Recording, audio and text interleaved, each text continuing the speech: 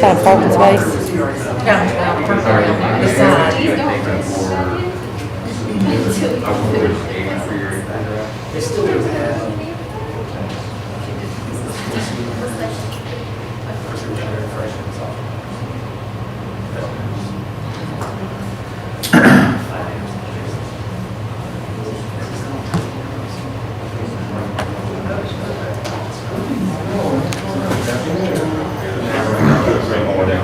Just 2 or 3?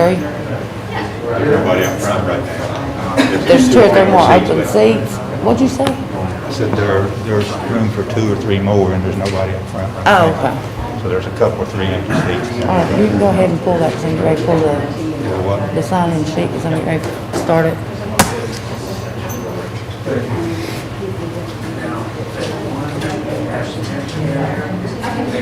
Justin, you ready? All right. Good evening. We are going to call this meeting to order at 6:30. And at this time, we would like to welcome you all to the regular board meeting. And at this time, we'd like to stand for a moment of silence and then the pledge.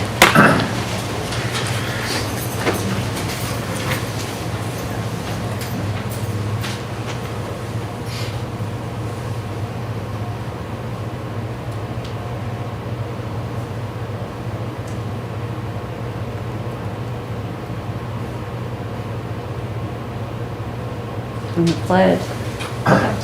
Pledge allegiance to the flag of the United States of America and to the republic for which it stands, one nation, under God, indivisible, with liberty and justice for all.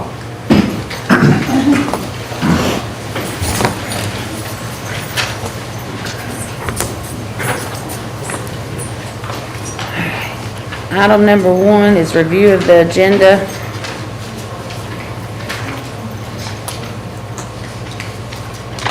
Could we maybe look at flip-flopping 5 and 6? Okay. Could, are you okay? I think that You okay? You good? yeah, I'm good, yeah. Okay. So we're going to switch 5 and 6. On what was item number 6, shall we call that 6 or 5 or? How do you want to do that? Well, On item Old 5? 6, new 5? Yeah. Kind of felt the wording was a little limiting. I'd like to suggest that we strike the hybrid instructional model of, and strike the October 12, 2020. So it simply reads, discuss and consider approval of return to school. okay. Return to school plan. I don't know how limiting I want to make it. I want to give ourselves a lot of room to be able to maneuver and don't want to box ourselves into a corner. I thought the hybrid, that led itself to a discussion as to which hybrid we're talking about, the early summer hybrid or the late summer hybrid, and then October 12th, you know, that's including October 11th or October 13th, etc. So that's my general intent, but I'd be happy to accept alternate suggestions. I'm just worried if you just say return to school, we're just talking about the not applying. We just use the wording on. Just call it, just discuss and consider approval of return to school plan. Does that fit in with what you're, I think so. because I think the plan would encompass, if you wanted to talk about things, it would encompass that as well. But it also talks about planning. Is that, I would just, I would add a school reopening plan. That way it matches what's been provided to us. I mean, I'm okay however you want to word it, just, Return to school reopening plan? Is that what you said? yeah, that matches the document that's been published. and so do you think that would give us the ability then to discuss the whole continuum of staying the way we are right now, doing a variety of different hybrids to the option of some people being able to choose to stay with distance learning and some people being able to go. Would that give us could we talk about the whole continuum under that? I would think you could. Okay. And that's what Mr. Peridot pointed out, it's a plan, so it's not so narrow that you can't do it, but it's broad enough that you can discuss a lot of. That sounds fine. I just didn't want us to box ourselves into a corner unnecessarily. So then it would read, discuss and consider approval of return to school reopening plan. The wording sound okay? Sounds good to me. Can everybody live with that wording then? Okay. Anything else? Anybody want to add or take off the agenda?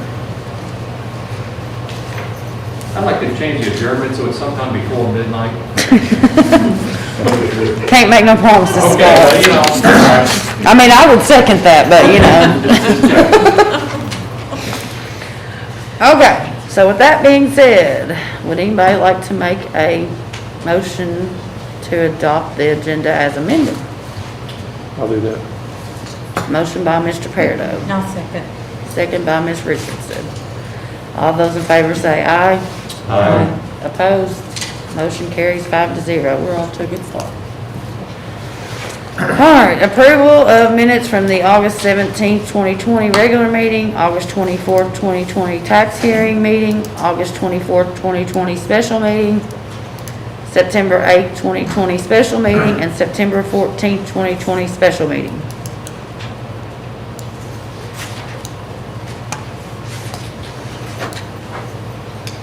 Make a motion to approve those meetings as written. Motion by Mr. Talby, Second. second by Mr. Peridot. All those in favor say aye. Aye. Opposed? Motion carries 5-0.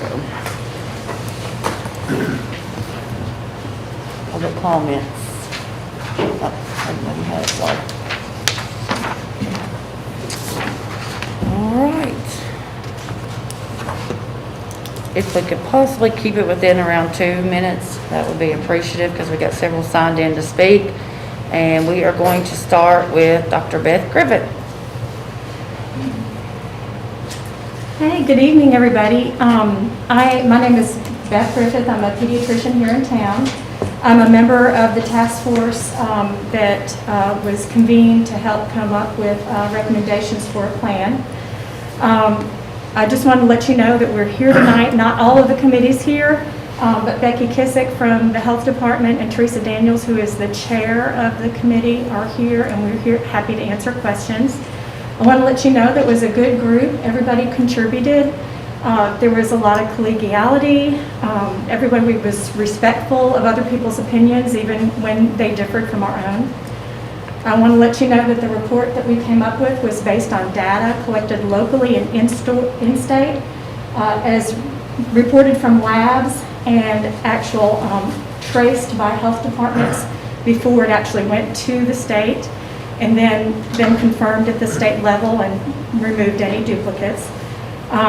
This is based on recommendations from the Academy of Pediatrics, the Kentucky Department for Education. We considered the recommendations of the Kentucky Education Association. This is also based on recommendations from the State Department of Public Health and recommendations from the Governor's Office. One thing I did want to let you all know that the Academy of Pediatrics does recommend that students get back to school as soon as possible when it's safe. There is no plan out there that explains what when it's safe means. And so, we came up with our recommendations based on our best educated kind of fact finding, and that's how we came up with our plan. But we are happy to answer any questions you all have later in the program or the meeting. Thank you. Thank you. Thank you. All right, Kylie Jones.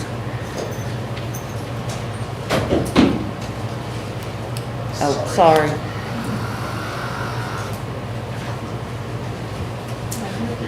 What was his name? Kylie Jones. All right. I'm Kylie Jones. I'm from Robert B. Campbell. I teach 7th grade. I've talked to you guys before. So I just wanted to talk about the emergency sick leave, that item on the agenda. You guys have been asked multiple times for those plans. I haven't heard anything yet as far as what your plans are, aside from one comment that was made several meetings ago. And the comment that was made as far as emergency leave days goes, that it would be treated like we had cancer. That if we got sick enough that we had to miss more than those 10 days that you guys had already said you would give us, that we may go unpaid. But coronavirus isn't really like cancer, and so I'm not sure why we're going to treat it like that, because you don't typically get cancer. I'm no doctor, but you don't get cancer if someone sneezes on you, or if you share a pencil with someone, or if you're in close contact with someone for an hour, right? That's not how cancer works, and I don't think that's how our emergency days should be treated either. We got a survey, again, teachers did, and it still had that one question, even though I feel like you guys received feedback about how one question probably didn't cover what it should as far as the concerns that teachers rightfully have about our return to school. One question being whether or not we'll return to our jobs. Well, we want to return to our jobs. Of course we do. I don't think we would be here in this county with this job, with the education that we have, if we didn't want to do what we do. You know, that would be ridiculous. But I didn't feel like I could answer that survey question without first knowing what you guys plan to do to protect me. I mean, I feel like my whole job for the past 6 years has been protecting the community's children. We talk about we need to go back because some kids aren't being fed and some kids are being abused, and I agree with all of that, but at some point I've got to protect me as well.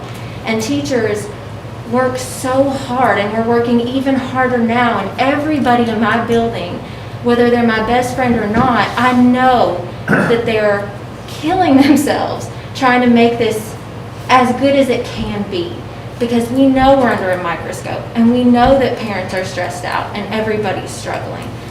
But we deserve some protection as well. It can't just be, well, it is what it is. That's not a good enough answer. We have to have a plan for protecting teachers. We deserve that. We're never protected. It's like, oh, if a school shooter comes, we sacrifice ourselves. You know, we're never protected. We need to be protected from this. We need detailed plans about days covered. We need plans for subs. What happens when, now that coronavirus is a thing, teachers can't work sick anymore? That was a normal part of our job. We came to work sick, coughing, sneezing, with an upset stomach. You know, we did that because we can't do our jobs from home. And it's harder for subs to do our jobs. So we need these plans, and we deserve them. And, you know, really all the planning in the world, you don't have a plan if you don't have us. So you've got to protect us as well. Thank you. Thank you.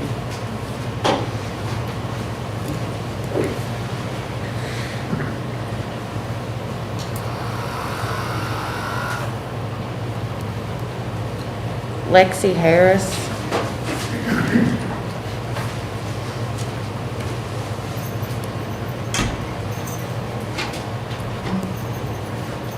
Hi, I'm Lexi Harris. I'm a 7th grade science teacher at RDC. I'm going to make it as brief as possible, and I'm also going to talk a little fast because I have a lot I want to go through, but 2 minutes is less than what the 5 I thought I was going to have. So again, I'll do my best, and I'm sorry. So I've got a few points and questions that I'd like to pose on this platform to raise awareness and spark discussion based on observations of opinions I've seen throughout the multitude of board meetings I've either watched or been to about the returning to school plan and policy and the hybrid thing that we've been discussing. I've broken it down to a few points. So one would be attendance. It was said 2 meetings ago that it has not been seen that educators and in the system of Clark County have been present at these meetings. So really quick, I just wanted to ask, I know there's an overflow room, but if you're an educator in Clark County, will you just raise your hand or stand or whatever you'd like to do? So I want you to know that we are here, and we're always, again, we want to know these are our lives as well. If we can't be here in this room, we're in the overflow room also. or we're attending virtually, or we're watching post-meeting virtually, because it does post to YouTube, as you guys know. So again, it is our lives, and we are paying attention. Next, in-person learning and the practicality behind them. There's a plan that will be outlined, that will be outlined. Basically, it's called A Day in the Life of RDC. A lot of parents have spoken, and again, I'll get to that. We've tried to hear them, and we've tried to do the best that we possibly can. And she's going to outline what a day at RDC will look like. We hear a lot about normal. We want to return to normal. We want things to be the way they were. That's not really a possibility at this point. So we'll show you what the reality of returning back to school and what it will look like for students day to day. The main thing for returning is consistency and expectations, especially with the safety regulations in place for CDC. Again, none of us woke up, May 11th thinking that we would be here now, months and months later, but we are, and we're adapting, and we're doing the very best that we can. Calling for in-person classes with the expectation that we will set in place and the consistency that we'll set in place is difficult when you can look around the room at past meetings. You can also look around grocery stores and different things, and adults don't even follow the regulations that will be set in place by students. Asking a 12-year-old to do what a 40-year-old cannot is ludicrous. Again, keeping a mask on for that long. Nowadays, CDC says that you can't even be 6 feet apart and take your mask off. There'll be mask breaks and things, but again, the day will look very differently than what has been outlined or what has been thought of in some of the public eye. My question that I would like to pose is, how will we enforce these expectations strictly enough to ensure the safety of all students and staff? In my profession, in all professions, sacrifices are asked of you: time, money, family, the fast fading youth and beauty, and lastly, on the occasion, our lives. She spoke of school shootings, and we all know that it's, again, a harsh reality of what educators and, again, school students go through. I don't know a single educator that wouldn't make that sacrifice, the ultimate sacrifice. You've seen other educators push to make that sacrifice on the news, and again, I don't know a single one that wouldn't do the same. I personally wouldn't second guess it if the sacrifice were necessary. For my students, again, I would do anything. But that sacrifice coming back as of right now, within the week or the 28th or whatever, isn't necessary.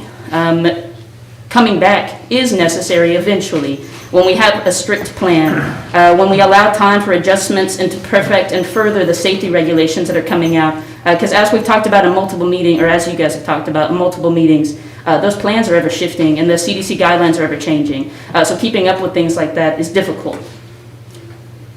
It takes time to iron out and to transition. We've been given 2 weeks to be fully virtual, and I would like to say that we have done a much better job than NTI. We were given 24 hours last time, and we did the very best we could, and I'd like to say we knocked it out of the park for what we had. Nowadays, again, there's a much different time, and this is not the same as NTI. I'm almost done, I promise. I'll talk even faster. With distance learning, we are consistently getting more knowledgeable. Most of the staff that I know could program a Google website now. That's with 3 months of training, professional developments, constant conferences virtually, trying to push the bounds of the education that we've known. I've only been a teacher for 4.5 years. I know teachers that have been teaching for 15 years, and across the board, this first week teaching for virtual was like, it was like new for every single person. It was like starting over for every person. It doesn't matter the handouts that we've made, the resources that we already had. We have had to start from the very bottom and create from the ground up, because directions in person are not the same as through virtual. So given time and given those time to outline the lessons and make it accessible to students is what you guys are giving us now, especially through distance learning. And last 2 points, I'll hurry. Parents have asked for the 2 huge things: live lessons and structure. The social aspect, Ms. Withrow will cover, so I won't discuss it. So live lessons, we have recorded lessons instead. It's easier for students that are offline, and it's easier for students that, if they don't understand a concept, well, if you're in front of me, you get to hear it once, maybe twice, and then after that, it's gonna have to be a tutoring session or something. Now, you can watch me as many times as you want. What a thrill it is. And you can go back through. If I'm teaching chemical equations, you can slow it down. You can have the subtitles on. Again, it's an excellent resource, especially if used, which we are using. The second point, structure. At RDC and every other school in this county, we have a schedule. Now, whether the parent enforces it or the student follows it, we have a structure, we have a schedule. Math all the way through, the entire day is structured from 8 to 3, just like it usually would. So again, we listened and we are trying. Let's see. And then last point, through each meeting I've heard, as I've said before, that each person wants it back to normal. Well, don't we all? My job was so much easier before. Charisma, it's so hard virtually. In person, it's really radiating. But over the Google Meet, when I'm like, no, it is not easier, it is harder. Any educator you can ask. We are not bored, we are not sitting there all day throwing paper wads. It is tough. It is the toughest thing we've ever gone through, but we do it for the students. We never second guess it. So we just want to be taken care of and we want to be listened to. We are proactive and adapting. And my last question would be, how can educators be expected to plan for the future and keep giving consistent, great content when the rubber band snap of change and that hybrid plan being thrown is ever present and looming, right? Thank you for your time. Thank you for your patience. I know I went over 2 minutes. I hope it was entertaining enough. And I want you to know that any decision will be respected because we will understand that it is what's best for students. But educators will rise to the occasion, as we always do. And I just wanted to provide insight. Thank you.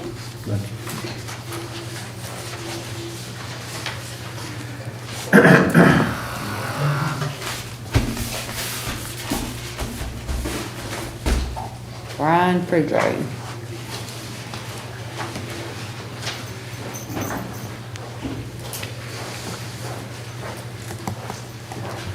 Everyone, I'm speaking tonight on behalf of the Clark County Education Association, many of whom are here tonight or in the overflow room, but many more are at home. They're prepping for tomorrow's classes or taking care of their own families. Specifically, I'm here to talk about respect and support for the people who do the heavy lifting, literally and figuratively. I'm an English teacher, so. To make the machine of public education work, not just for the kids, but for their families, to make it work for the thousands of businesses that will one day employ graduates of this district. My question to the board and everyone watching is, who assumes the risk of contracting COVID-19 and spreading it to their families as a result of directly working with large populations of students in confined environments in our schools during a global pandemic? The board and superintendent don't.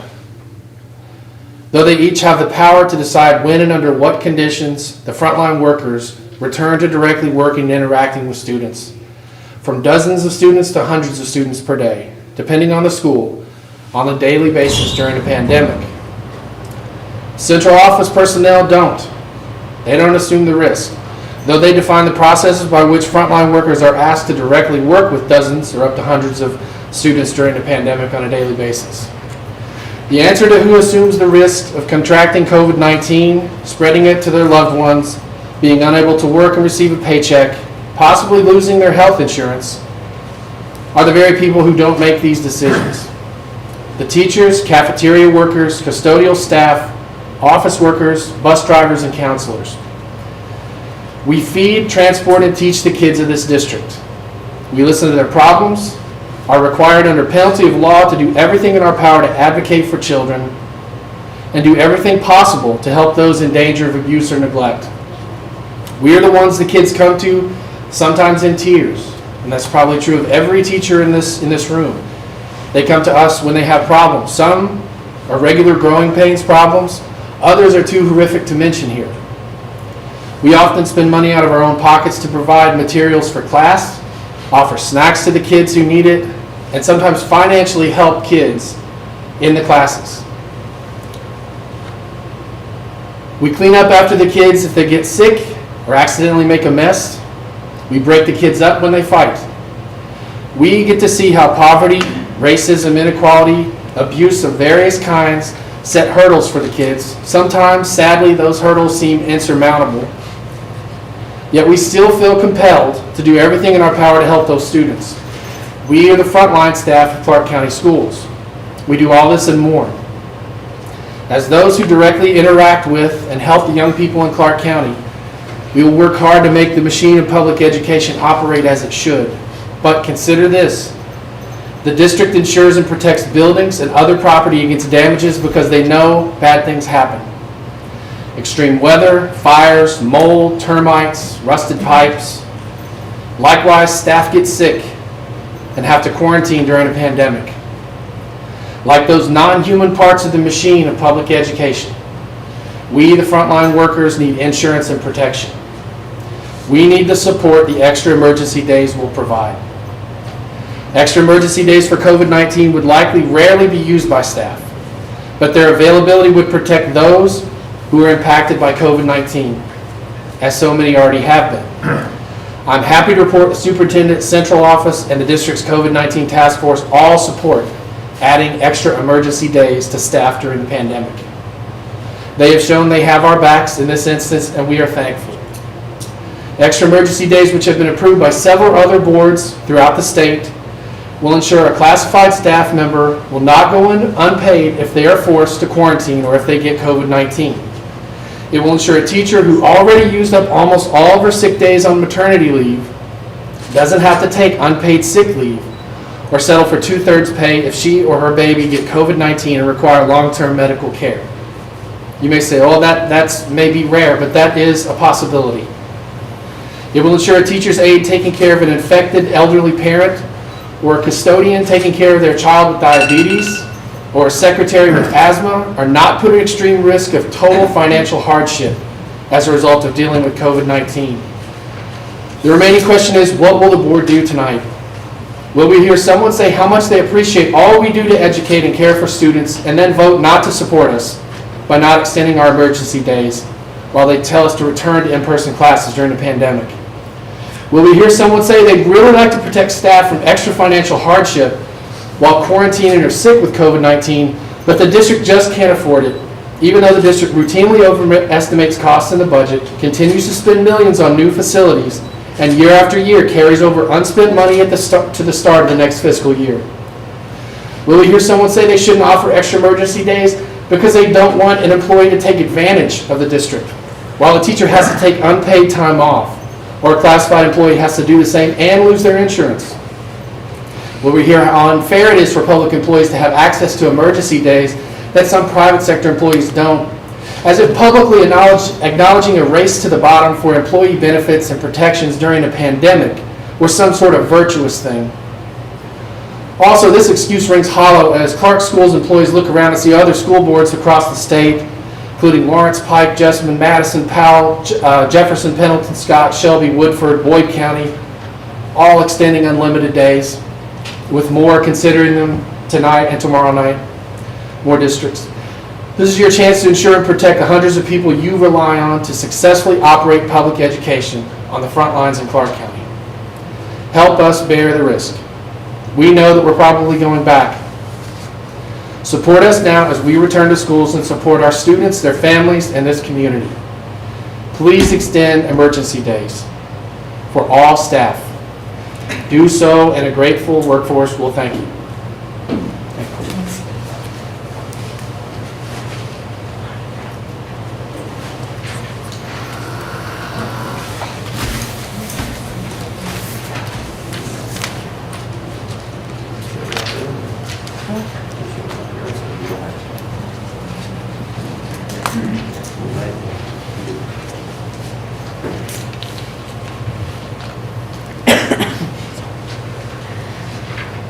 Holly Withrow.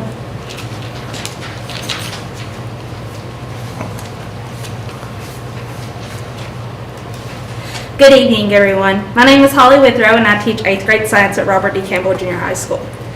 I want to explain to everyone what a normal day at RDC was like before COVID-19. The kids would come in, get their choice of either going to the upper gym, the gym floor, the cafeteria, or the library. This was their time to socialize with their friends, blow off some steam, maybe do homework that they forgot about the previous night, because you know middle schoolers never do that.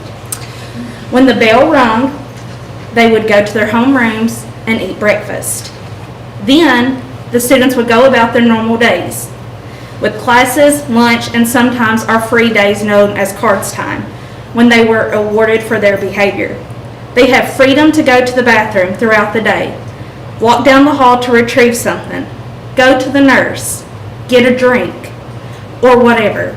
The kids participated in class, done experiments, laughed with their friends and their teacher, created music, played in the gym, done woodworking, among many other things. I loved coming into RDC every single day and working with all of my kids. Now, I want to break down what a day at RDC would be like if kids were to return. The students would arrive and be in a mask at all times, just like we all are. They would get their temperatures taken and go directly to their homeroom class. No cafeteria, no gym, no library for socialization time. They will go to their assigned seat, sit down, and stay for the entire day. They do not move from the seat for the majority of the day. Teachers rotate from class to class. Students are fed breakfast in the classroom. For lunch, students will get to eat in the cafeteria or upper gym. However, they are assigned a particular seat and can't socialize. For classwork, we have been told they want us to go completely paperless, which I understand, which means we will still be doing virtual, just in person. As much as I want my kids back, I would not want them back in school the way that it is now. My child, I would not want her back in school. Children need socialization, and many think they will get it if they return to in-person. However, that's not the case. To be blunt, the students go in, sit down, in an assigned seat, and stay the whole day. They will bring their Chromebook and work on it all day. It is essentially what they are doing now, just with the teacher over on the side, because we cannot even get up and do instruction to cut down on exposure. I would like to say, I would like nothing more than to see my students in person and be able to interact with them.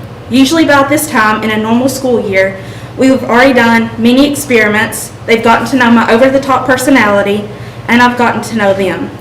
This year, I haven't had that luxury, and I'm going to be honest, I've cried many times sitting alone in my classroom because I just miss my kids.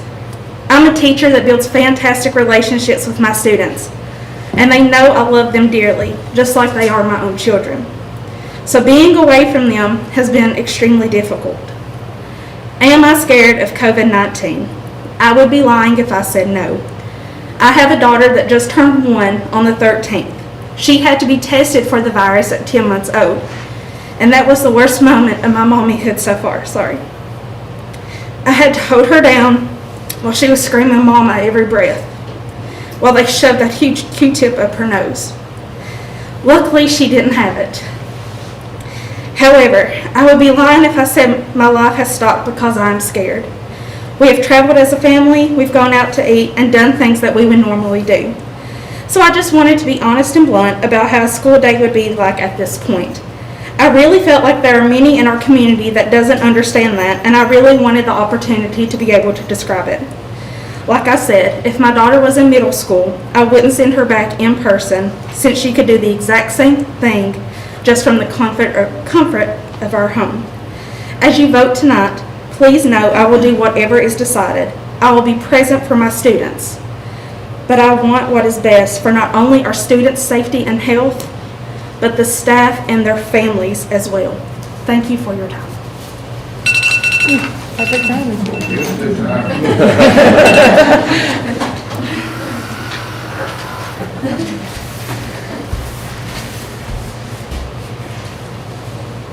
Pamela Ventura.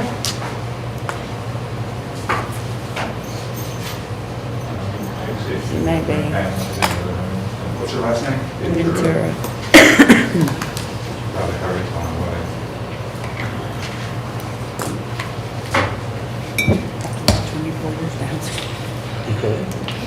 Gold brothers. I'll switch y'all. I need to turn the air off a little bit. No, because then it'll get stuffy.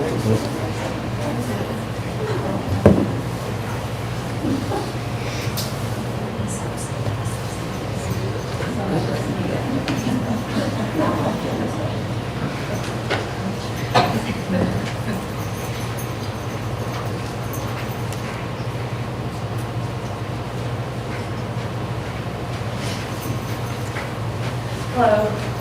What item, I didn't have a number on here. Phone number? What item are you speaking on?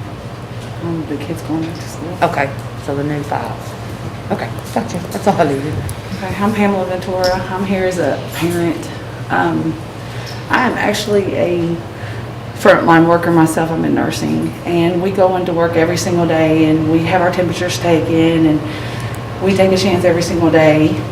And I just came here because my kids are really suffering, staying at home, and she's having to be the teacher. She's my high school child, and she's teaching my elementary children. And I have one that's dyslexic, and he needs more help, and she can't help him. And I just really want them to be back in school. I think it should be everybody's choice, whether they do or not, but they should give us a choice whether we want our child to go back. And if they don't, that's fine. But I want my children to go back. I want them to get an education. I feel like they're not, learning nothing. And that's all I was here to say. And, like Monkey Joe's is open, the Champs is open, Malibu Jack's is open. All these kids are together, playing together. So why can they not open a public school? All the private schools are open. I mean, the private schools are, open too. So I don't understand. Okay. She's one that speaks too. As a 15-year-old sophomore in high school, I feel like it should not be my obligation to teach a 8-year-old and a 10-year-old every single day of my life and do my piles of work that I get a day.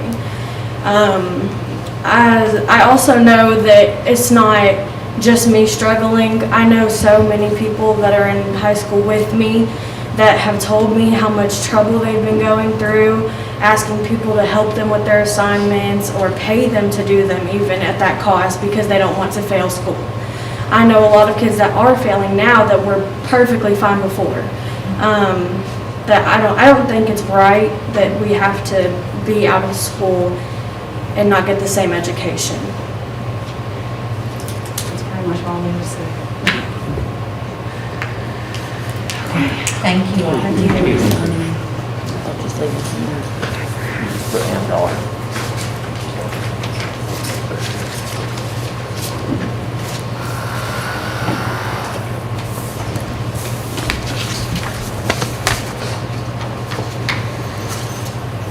All right, guys, that is the end of the public speakers.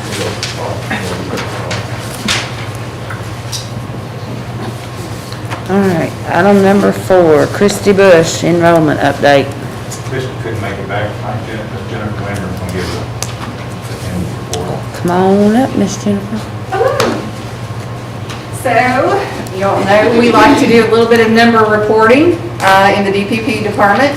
So just to let you know that right now, currently our enrollment for the district is 5,097. Now that is only K through 12, and we do have a couple of extended students. So that does not include our preschool numbers. Our preschool numbers are holding their own right around the 275, 280 area.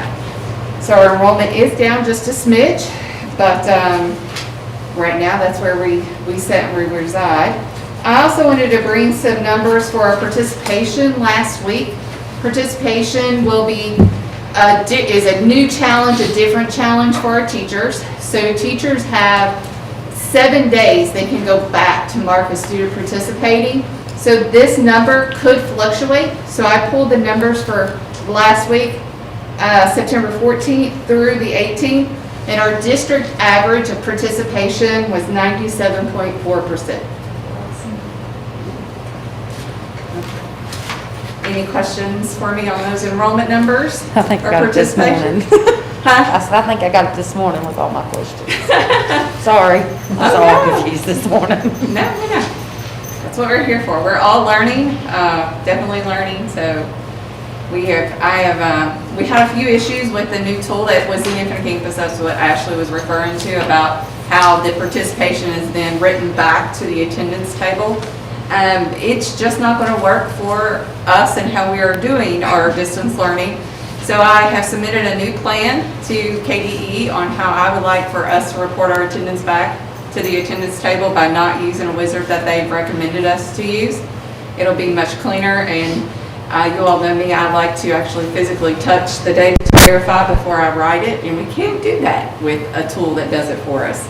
So my attendance clerks are very willing and a great group of ladies who are very hands-on tangent to make sure that the data is correct before we put it into live data. So hopefully I'll hear back from KDE that we do not have to use that wizard tool that they've recommended for the state of Kentucky. And we'll go back to do it a little old-fashioned school-wise. It was correct, by the way, I just went back. Yes. Just so you know, Yes, it no, did correct it's itself. fixed. Yes, it did get But fixed. I gained a few more gray hairs this morning. But that's okay. Sorry. So, quick question. Yes. What's the criteria for teachers to list the student as they participated? Mr. Holland, do you want to jump in on that, or do you want me to speak? Okay, so. Okay, participation is when a teacher has heard or had communication with a student either that day, or they've received the work that has been assigned that day. So we have different ways of this going about. We're using our portals so students can check themselves in, or parents can check their students in. And then, of course, we have different means of, like, schools use Dojo for the daily interaction. We get the packets back from our students, Ks 1 and 2. If they see that the child has completed their work, then they are marked participating, but then they're graded on their actual work and method that they've learned. So just seeing them over a video is not participating. They actually have to. Seeing them over a video would be a participation. Okay. And then they're graded on the assignments that are turned in. So my analogy, I will say, you know, growing up in high school or whatever, you know, we had a student who always showed up, but he would come in and lay his head down and sleep through the class. He was marked for attendance, but he never passed the class because he didn't turn in the assignment. So we got the attendance for him, but that child did not pass because he didn't do the work. So does that kind of correlate to what our participation is? We're seeing the child, we're communicating with them, and then they'll be graded on the work that is being turned in through the grade book. They're just not using the word attendance. Participation substitutes for it. Right. Okay. Any other questions? Okay. Thank you.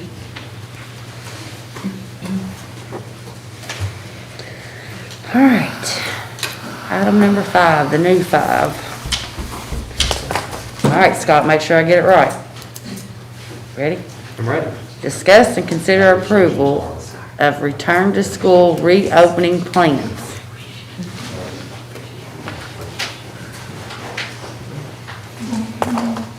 That sounds close enough to me. Okay. Mr. Christie. I would like to start off with allowing Mr. Daniels, as chairperson of our COVID task force, to report out findings of that group and what their recommendations to the board as far as the return to school would look like.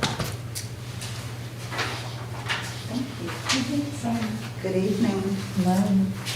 So my name is Teresa Daniels. I'm the Director of Infection Prevention at Clark Regional Medical Center.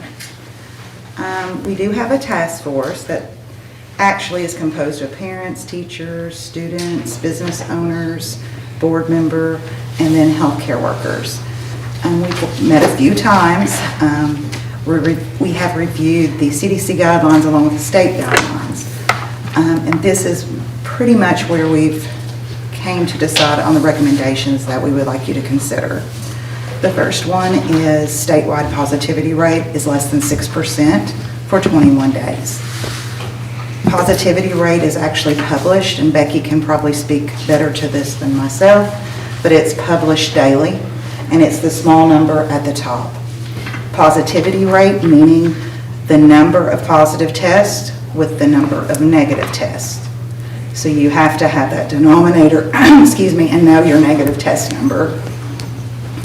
Consider Kentucky's 7-day incident rate map by county, which also the incident rates per population is on this map also, that's published daily by the Kentucky Department of Public Health. So what we would like to see is looking at the 7-day incident rate map by county. 3 weeks of a downward trend, and that's included local. Monitor surrounding counties' incident rate, and if increase or hotspots, consider case origin. So that's dependent on if we had a county go red, potentially that could be a long-term care outbreak. That's skewing that data based on not so much community spread. Monitor surrounding counties' incident rate, and if increase or hotspot, okay, I just did that. Blend the map yellow and orange to yellow, meaning only half. So this would be in the plan. So currently with this map, here is the key. So you'll see green, yellow, orange, red.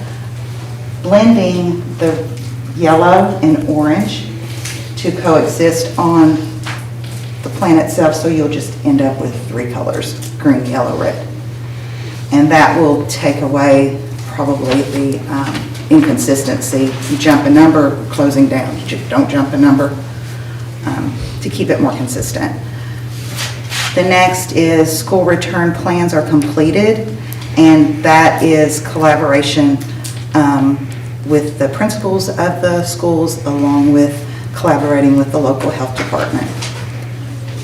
Also, adequate staffing of teachers. So Mr. Christie has sent out a survey to see the number of teachers that are willing to return, along with adequate time allowed for teaching planning, teachers to plan for their classes. And that's it. Thank you. Thank you all for your If you look time. at our plan that's in the return to school plan, if you notice, we did 3 colors, and I promise you, we did every map. You all had it a week before the governor came out with his 4 colors. I think somebody in our committee leaked it out, that we were using color codes at what the state ended up doing. We chose to do the 3 colors. We blended the yellow and the orange, but we felt like as a group, that's kind of splitting hairs in the yellow and the orange, so we stuck with the green, yellow, and red being full virtual, and green being everybody can return that wishes to return. And then the yellow is somewhere, is the plan, or the hybrid plan, whatever that may be in between. If you also look at the 7-day incident rate, and you look at the colors on those, that's what your athletics is based on.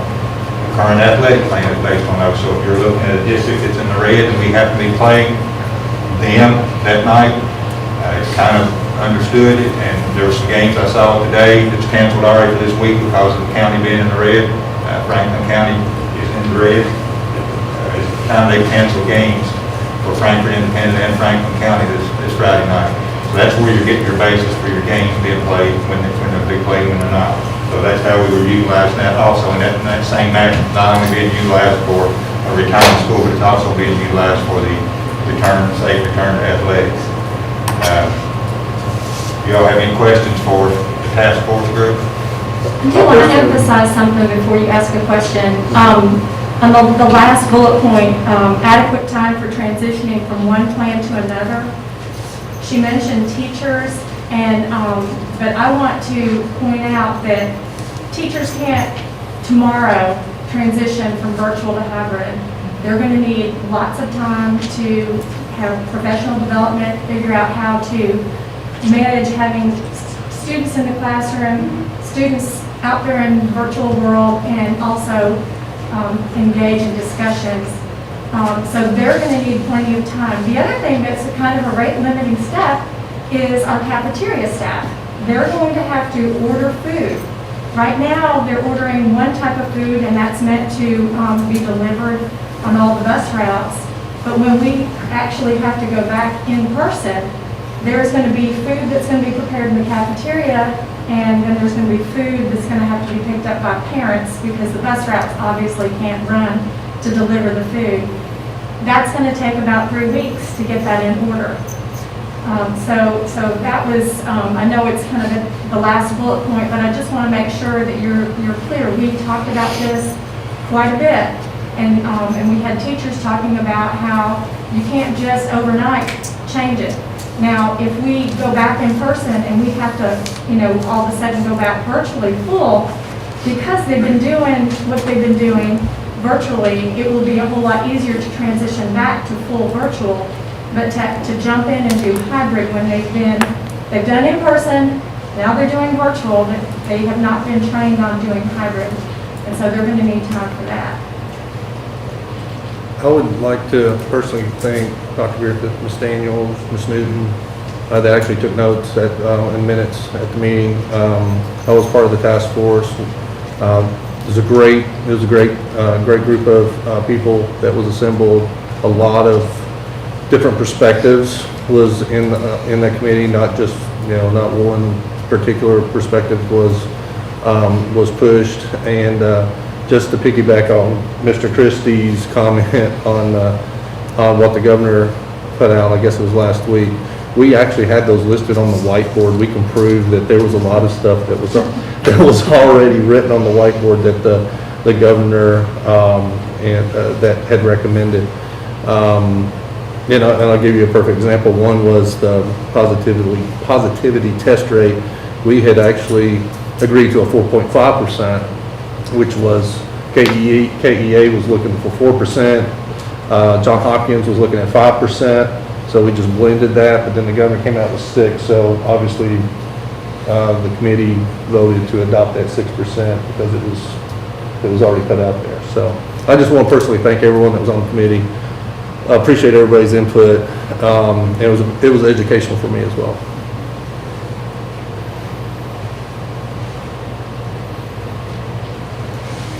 I'll echo those same comments as far as appreciation. I thought it was a very diversified group, and like Dr. Griffith said, everybody was very respectful, even though there were varying viewpoints on how things should happen and the order things should happen and the way they should happen. There was varying viewpoints on that, but everybody was respectful and heard everybody's points that they wanted to make, heard everybody out. I think everyone that was on the committee, I think, felt like they were heard and that they were taken, their points were well made and well taken. From here, I don't know how you want to proceed here, but I have a recommendation I'm ready to make at this point to put out, and then we can open it up for discussion if that's the direction you want to go. Before we get into that, I'd like to ask the question, there were some metrics that were described about 3 weeks of downward trend and less than 6% for 21 days. Do you all know where we are on those continuums right now? Is it okay if I ask that question? Yeah, sure. Our statewide positivity rate has been below 4% for the past week. Today's was 3.77. The positivity rate is the number of tests reported positive divided by the number of total tests done with all the duplicates thrown out. So on the less than 6%, how long have we been at less than 6% for the state? We've been at less than 6% for at least 2 weeks, maybe. We may be at our 21 days. Okay. But that one I'd have to go back and look at. And then the other metric of 3 weeks of downward trend locally, is that correct, the 7-day? How are we doing on that one? Are we on a downward trend? Well, if you compare Saturday to today, yes. The 7 But days if you moving compare, average? yeah, I guess 7 days, yeah, Yes. we're okay. Yes. We did throw out the state, I shouldn't say throw out. We considered looking at the statewide trend, but there was a lot of concern that there would be hot spots in other counties not anywhere near us that would affect the statewide trend. And I guess everybody, I hope, knows, where you can find those numbers, but, on Saturday it went up to 1,000, and now it's back down to 406. But the end of last week, we were in the 700s and 800s. So 700, 800 up to 1,000, now we're trending back down. So when you look at it week to week or day to day, it looks terrible. But if you look at it overall, I think our state is starting to have kind of a plateau as far as daily new cases. So on the second metric you all mentioned of 3 weeks of downward trend locally, did you say we have achieved that or we have not? This is week 3. So we had 22 cases, then 19, so this will be week 3. That will really kind of be the kind of indicator in terms of that 3 weeks. And I'd like to just make a point. That is cases that the local health department is tracking, correct? Yes, those are cases that the local health department has confirmed to be positive during that week. In Clark County. That is correct, in Clark County only. So we have people in Clark County that work in Clark County and probably even the school system. I don't want to assume that, but in the school system that don't live in Clark County that's being tracked by different health departments. Yes, so those numbers are reported. It follows where you reside. So for example, if I work at the Clark County school system, but I happen to live in Fayette County will report my case and track that number. Does that make sense? Yes. So, and my understanding, the new portal that's coming out, that will be live on the 28th, that the governor has showed, will have the incident and positivity rates for our local schools. So at that point, when we have that data, it will take, it could be the local health department, it could be they could reside in Fayette County. It's going to actually narrow it down to Clark County school system has this many cases, and it's not necessary, and the numbers may not match. You may have, say, 10, and there may be 3 in Fayette, but there'll be 13 showing on that portal. So I just want to make sure we all knew about the portal. So when that portal's live, we should have better local numbers, not just numbers from the local health department, but overall, what's going on in our community. That's correct. So I'll make sure I'm following. So we could have teachers working in our school system that reside in Fayette County that we're not counting. Yeah, Is that right? Is that- local health department. Yes, because that case is going to be reported by Fayette County, so Fayette County will report that as their case. However, when the governor's portal is fully activated on September 28th, you will be able to see Clark County School System 13. And those 3 additional cases that maybe I didn't report because they're not my residents will still be reflected. So it'll give you a total picture of your school and what you're seeing. So do we have any way of knowing that now? No. So you don't know if we have any teachers We right know now? of some cases that we know aren't here, but they're not reflected anywhere yet because the portal's not up in operation, fully operational yet. So we're starting to put numbers in, but it's not fully operational, won't be until the 28th. So we don't know if we have teachers that are being quarantined right now? Yes, we do know, but we only know because the teachers report to us when that happens.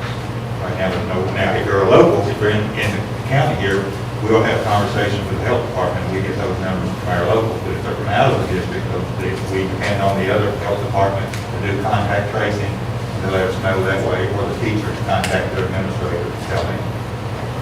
And just in, you probably already know this because you're on the school board, but there are 707 employees that reside in Clark County and another approximately 300 that do not. So those are, cases that we won't know anything about unless they self-report until that portal goes open. I'd also like to emphasize what Mr. Talby said. I went to two of those 3 meetings, and they went on till probably past 8:30, and I really appreciate the members of the task force and you all coming tonight. I mean, it was a sacrifice you made for the community, and I really appreciate it. You all had really good meetings, so I just want to pass those thanks along. Didn't mean to interrupt, I was just wanting to make sure I don't know if the community knows, but the portal will be transparent. It's out there, will be out there for the public to see. It's not just for the school system. And there's dashboards already out there that's been, that Ms. Daniels showed with the sheets of the incident rates, which is out there on the CDC, COVID Kentucky website that you can pull up. And you mentioned CDC, and just for everybody's, clarification, we don't use the CDC numbers here locally or in the state. The CDC numbers that they have are what our state has reported to them. But our local state numbers are much better because we know where they came from and they've been investigated. So a number that goes up on the board has been confirmed by a lab and then investigated by a local health department, and then gone back to the state level and looked for duplicates and then reported. So you will, Today, we have, as of today, we have 408 cases total for Clark County, but if you go on the portal, you will see only about 300, and that's because it hasn't gotten back to the state level and then gone through their confirmatory process. There's a little backlog on that. But these are numbers coming from us, so a lot more hands-on. I'm still, because I've received an email today with a very concerned parent that she had heard that we had numerous teachers in one of our schools quarantined right now. And how do you go about finding out if that's true? Right now, it's self-reporting unless it's. But you can't put that out there, is that what you're saying? So it's just a gamble for these parents? Well, it would be our hope that when school returns, you would already know those numbers. You'd know that we have an outbreak in Campbell, and Campbell should not return in person. That portal that you're going to have access to. We just completed training today with our clerical folks at all the schools on how to report that. So they've been trained on that, and we're going to start, even though it doesn't open up to the 28th, goes live, we're going to start trying to track those and start putting those. Those reports will come from every school every day back to central office to the DPP here. We'll put together, those numbers will be sent on, and any numbers we get from the health department will be factored in. Of course, any that self-report, we'll report that to the health department for them to verify. And they check and they verify the contact tracing and let us know of any other teachers in their district that may need to self-quarantine or may need to quarantine until they're tested.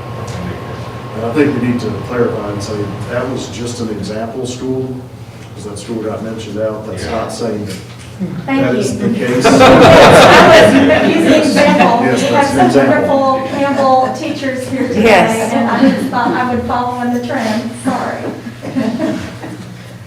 No, I truly believe the portal is going to be key for us locally to make decisions. It's going to be transparent to the public. They're going to be able to see that. And it's, like Dr. Stack said, when they presented it, it's not going to be perfect. It is dependent upon everyone to self-report to that so that decisions can be made. And it may not be 100% accurate. It could be off by 1 or 2 or something like that, but it should show trends.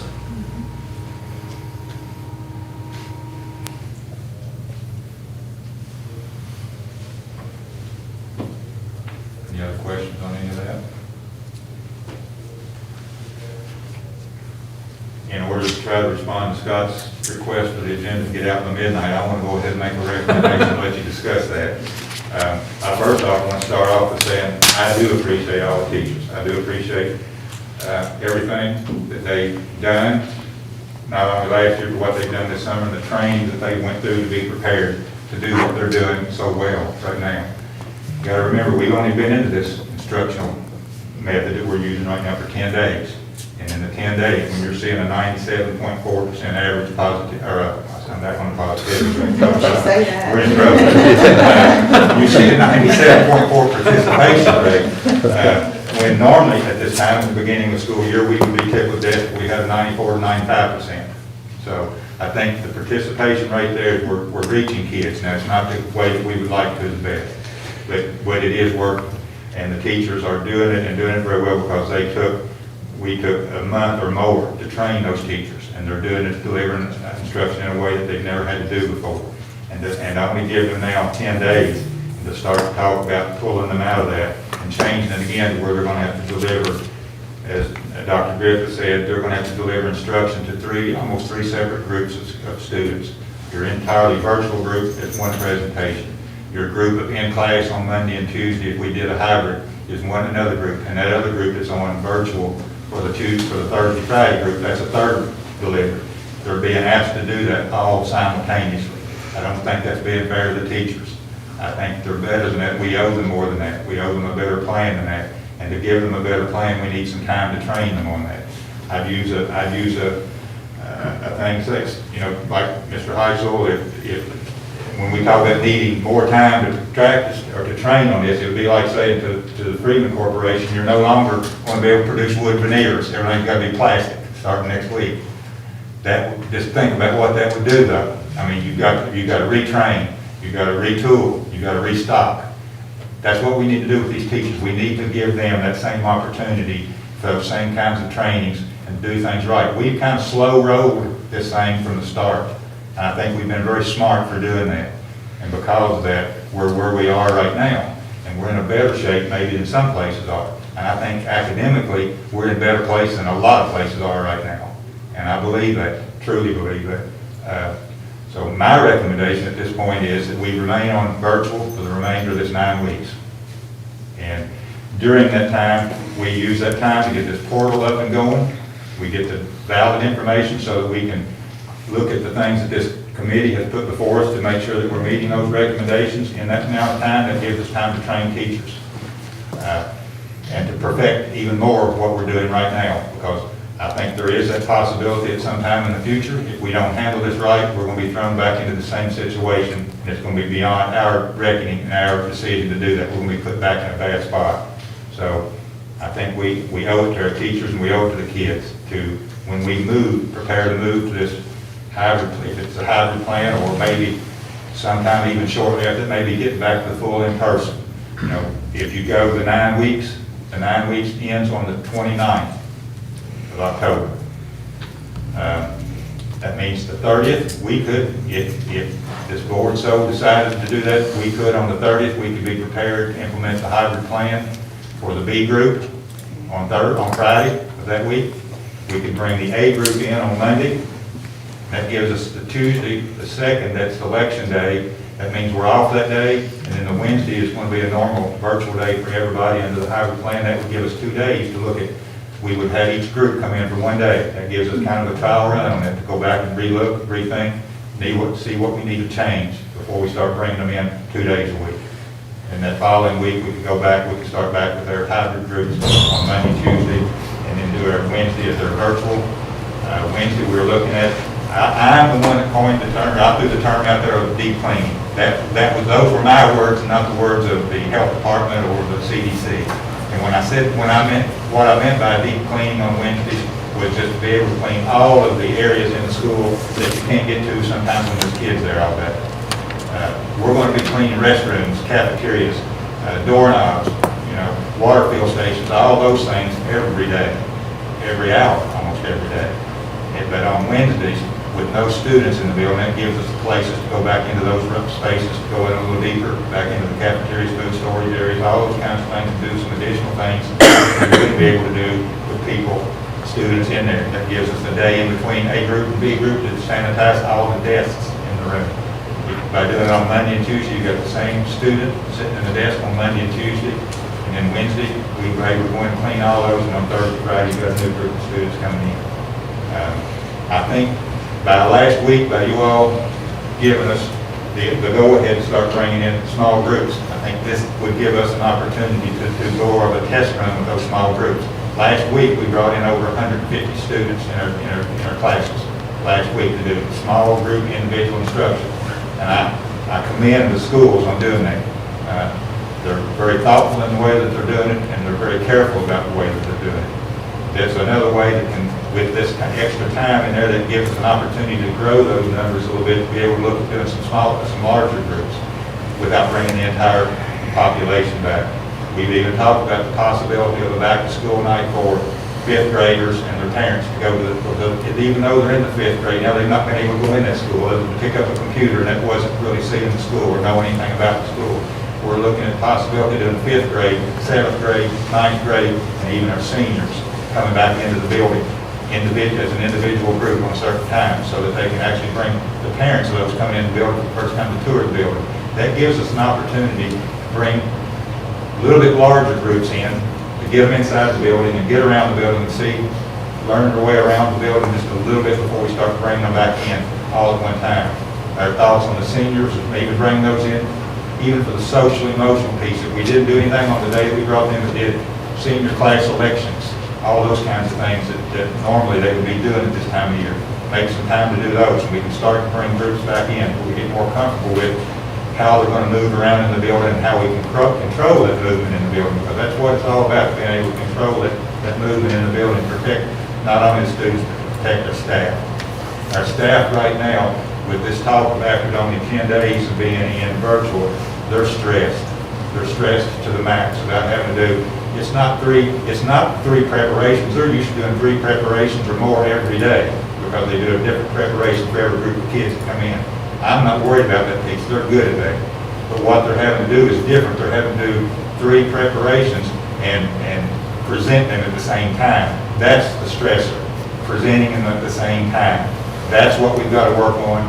That's what we've got to get better at. And I think we need this extra time to the end of the 9 weeks to get to that where we're better or we're closer to where we need to be to do that. I just think we owe it to the teachers on that part. If you can imagine being a teacher, being in a classroom where you have 10% of your student body is on virtual and they have no intentions of coming back to school for the remainder of the year probably, you've got 35 to 40% of your students are, that's in your class live, and you've got 45% of the class live, and you've got the other 45% that's on the computer, all at the same time. So we've got to work on this thing. And you've hear from a couple of different teachers that you're already hearing different strategies. I don't think we're prepared to do this yet. We need to get to school so we're doing the same strategies and we're able to do more across the board learning for everybody. And we're going to need some time to do that. Not even to mention, like Dr. Griffith did, without even going deeply into the food services, what it's going to take to get those things up and ready to go. We're talking about they're having to prepare 2 completely different meals every day for different numbers of kids. We have talked to the teachers. You heard a couple still concerned about, yes, they're willing to come back, but there are reservations. I think we owe it to them to try and answer some more of those reservations and be a little bit clearer about what it's going to look like in the school. And we can do that as we start to bring kids in smaller groups after short periods of time until we get to the end of the 9 weeks.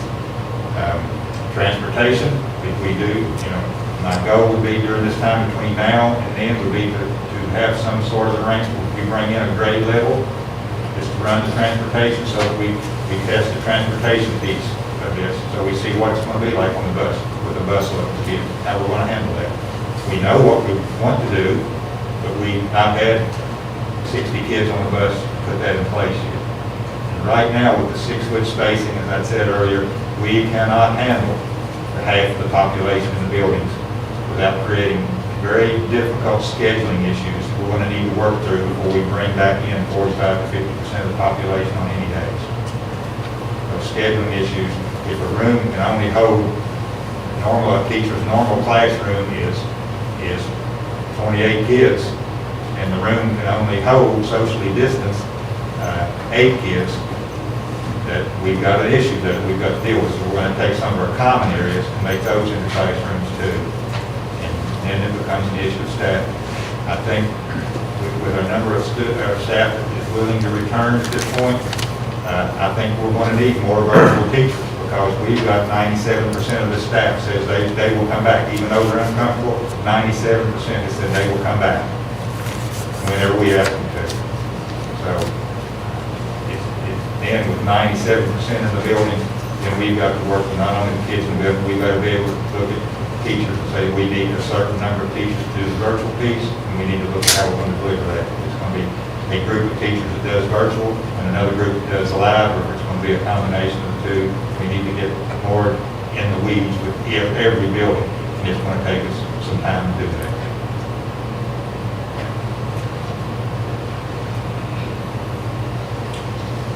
So, Mr. Christie, what's your thought after the 9 weeks in a hybrid model? My hope would be that time that we would, after the hybrid model? No, after the first 9 weeks, what's your plan? Would be a hybrid model, but we would look at the criteria that this group has set forth, and hopefully the board will have that information, and that can be determined how many we can bring back at that time. If things in that period of time change where we can bring back more, maybe we move on into opening it up to more than just a hybrid. It gives us an option to look at other things, small, the elementary, bringing some of the little ones in sooner, quicker, and those numbers. Looking at tonight, there's going to be a lot of decisions made all around the state, a lot of board meetings tonight. Some have already kind of said where they are. I know there's some schools talking about bringing K through 8 back later next month, and then they're going to wait, hold their high schools out, they're going to keep them virtual for another 2 weeks and bring them back. I talked to one superintendent today that they're looking, they were hopeful to bring back by October the 5th, probably the latest, bring back an AV hybrid like we're talking about, but they've had some issues, just like we have, just like other places. Staffing is going to be an issue for us right now. And if you look at it, we're 10 days into this, that's that incubation period of time from the time of, for COVID to kind of start showing up, and say it can sometimes take up to 14 days. Well, we're 10 days in, we're starting to see it with our staff, and that's very concerning.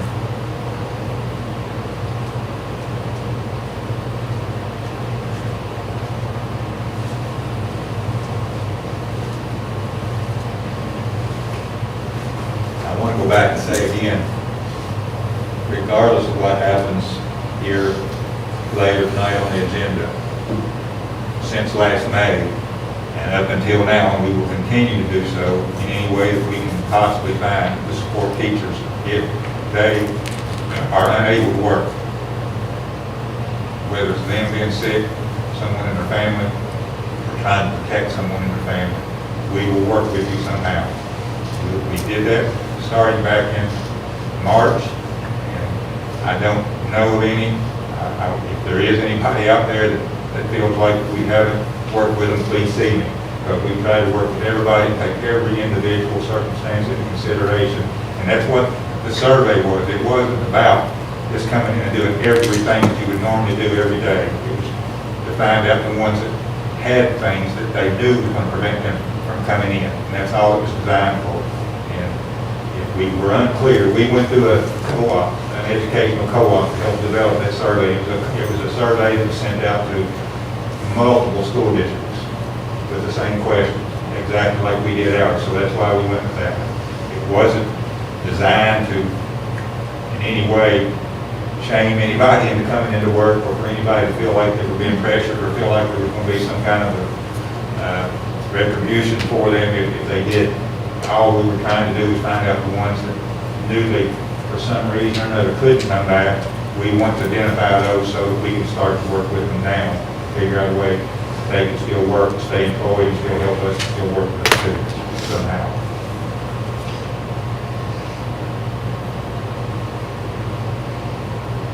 Well, I'll start the discussion. Well, could you hold on a minute? I'd like to call a 5-minute recess so I can meet with Mr. Thomas real quick. I have some questions for him. Okay.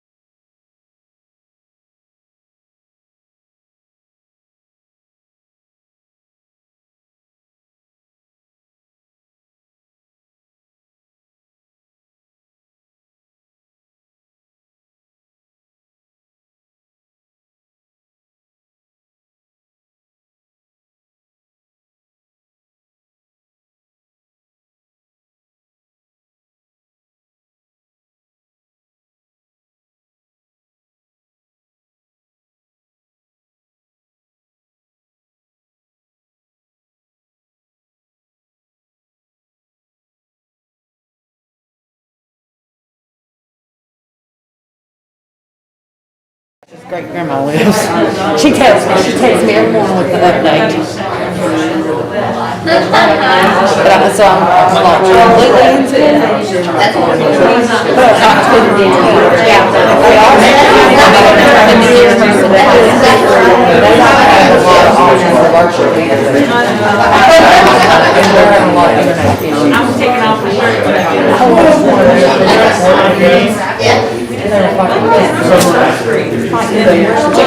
No, we've been seeing. But they are having lots of Either me, you, or Paul. You know, my friend, You can- coworker said, you might as well bring. I just want to know if there's a certain school that is struggling. No, can't do it. Something to talk about. Generalities. Okay. Then do you want to start out by addressing that? That's fine. Let you address it? I'm just getting warmed up about it. You can address it? Bill, you want to take it for a minute before you start? Absolutely. I mean,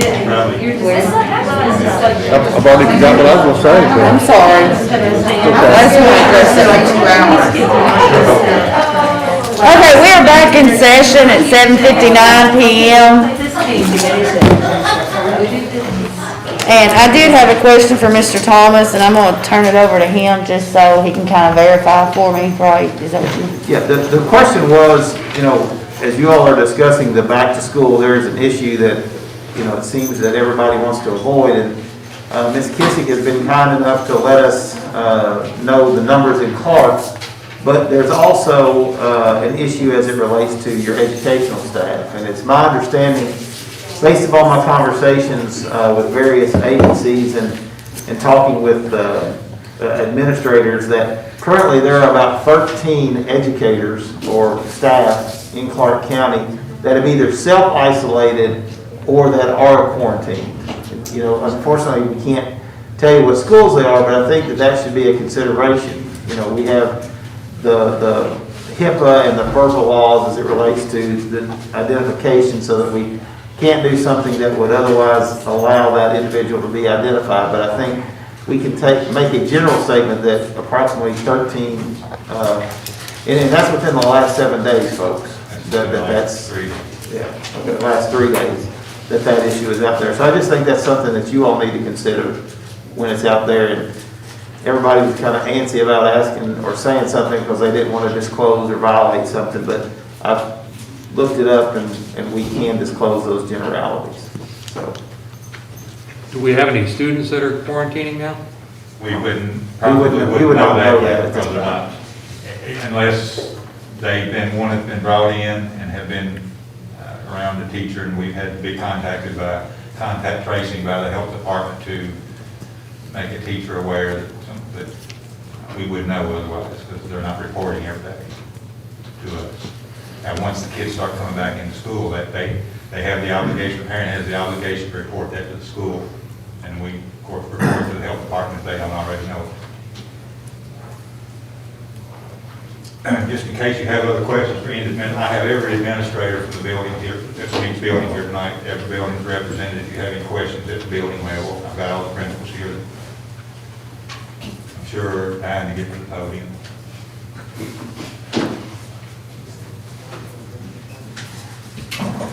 Go ahead with your question. I was trying to figure out my question. I really don't have a question. It's more of I'm just going to open the discussion up with kind of a statement. First of all, I want to thank all the teachers, administrators, everyone. I mean, of course, I knew the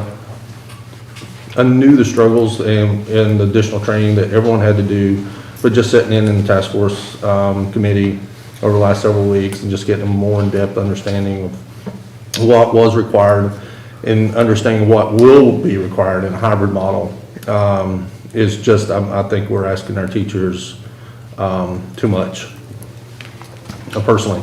I believe in a hybrid model. I think Mr. Christie mentioned that. You almost need to have a virtual teacher, not a teacher that is trying to do virtual teaching and in-person teaching at the same time.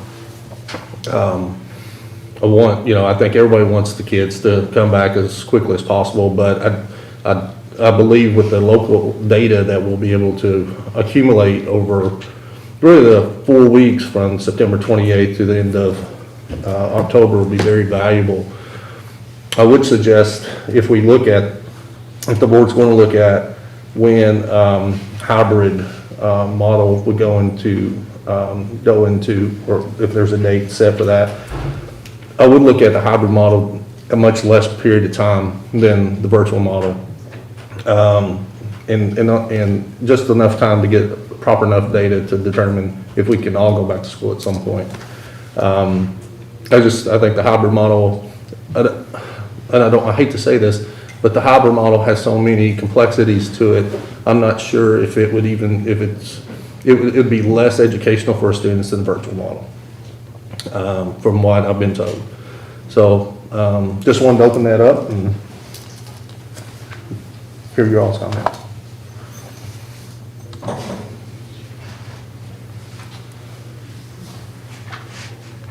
I'll jump in, go ahead. Well, I'll just give a preface of, I tried to take a look at the districts that are back right now, and I went from Monroe County east, looked at about 20 counties, and it's interesting that there's so many different approaches that people are taking. About half the people of those 20 are doing the alternate. You can either do in-person or virtual.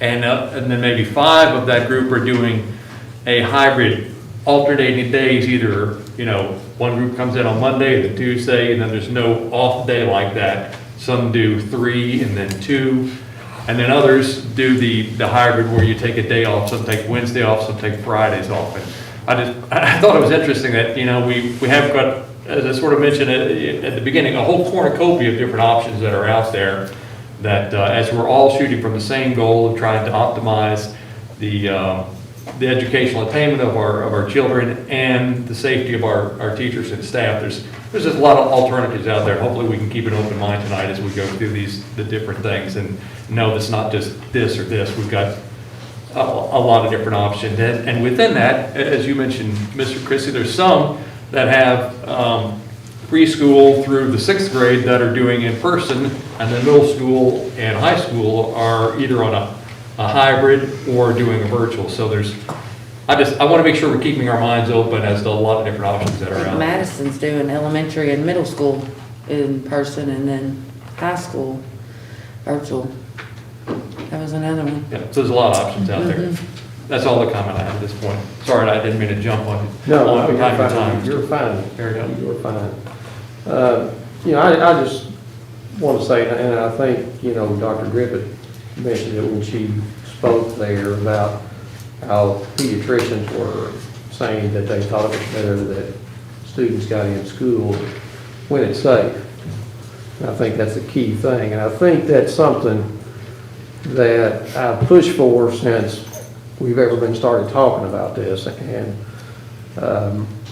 communication is just so key. And it's really bothers me, disheartening to me when I receive emails from teachers about, you're not going to make us go back and do this, this, and this.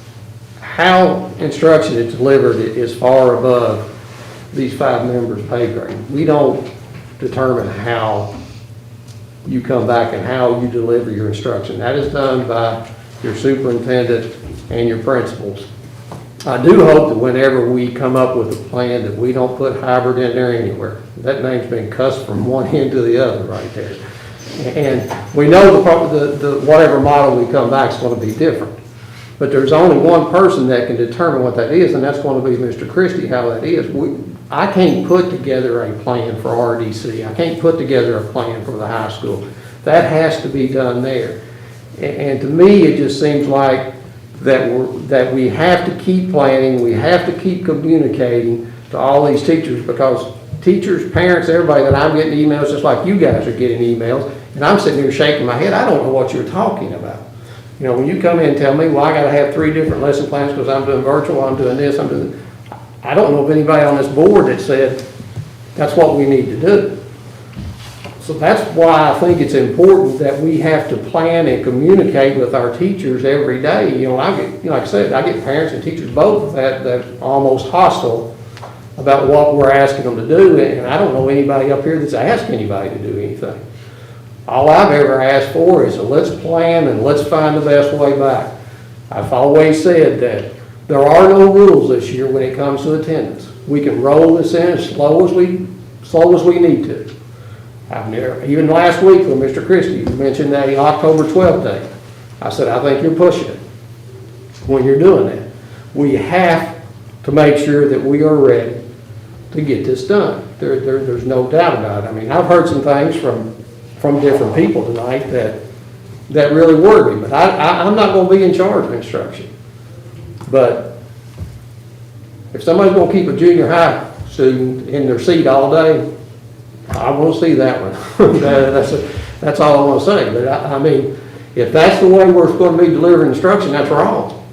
And we're going to have to find a better way to do it. And I don't know if that means you're going to have virtual teachers and you're going to have classroom teachers. I don't know how that's going to work. And I don't know how much money that's going to cost to do that. And those are things, as a board member, I want to know. How are we going to get them to school? How much it's going to cost? Those type of things. How instruction is delivered, I have nothing to do with. I cannot do that. Again, it's way, way above my pay grade when that happens. But we're not going to do it if we sit here and wait until November and say, this is what we're going to do the hybrid model and go every other day. Well, that sounds good. There should be discussions going on every day about how this is going to happen. Again, we don't make the plan. As far as I can see, all a board can do is close down schools during a pandemic. That's the only policy I have found. We can close it down. Mr. Christie can close it down even if we say we want to open it up, if he does not feel it's safe. He has got better information than we do. He talked about these teachers today that many of us just found out about that we have. He has access to that information. He has to work with each school. You know, I really believe that over the next 5 to 6 weeks that we can slowly bring kids into school and we can build a capacity with teachers and with parents out there to help us. I don't know, last week, did we transport anybody last week? And you said 150 students were in last week? Yes, we did. It's a good way to start learning. We'll learn through that. And what's going wrong? How the temperature checks going? How are these things going? You know, all these type of things can be learned over that time. But for me, we have to communicate. Teachers have to know. Teachers don't need to write me or anybody on this board and say, I can't do this right here. They need to write their principals. They need to write this. And for some reason, somewhere, I keep hearing, well, I asked such and such, and it said, well, that's up to the board. I don't know where we took on that responsibility. You know, we have a physical responsibility, we have a policy responsibility. It is Mr. Christie's job to look at us and say, we're following the policies that have been given to us, and this is the plan that we're going to do. Now, if parents don't like that plan, they can call the board, I guess, if they want to. We can talk to Mr. Christie about it, but you got to, you know, that has to come from the instructional people, how we're going to deliver this. And gosh, it's going to be tough. Just in 28 years of education, I'm glad I'm not there right now making those decisions, because it is going to be tough. But we have got to find a way to plan, we have got to find a way to roll this in, and we've got the time to be able to do it. And maybe we can make it in by the next 9 weeks. Parents have to know. I had a parent today call me, was upset because they didn't want their child to go back to school. I said, ma'am, you don't have to. You still have the option of virtual education. They said, well, I didn't know that. They have to know that. Do we know right now how many students are opting for virtual education? We're in the process of getting an accurate number now. And I'm not talking about, and same way with teachers, I don't want a survey. I want something, you know, I think we got to have something that says, I'm going to bring my kid back, I'm not going to bring my kid back. Teacher says, I'm going to be here, I'm not going to be here. I don't think a survey is going to help us at this point. I think right now we have got to have solid numbers And that's the only way principals out there can put together an instructional model that's going to allow for this to work. And it's going to be hard even with that.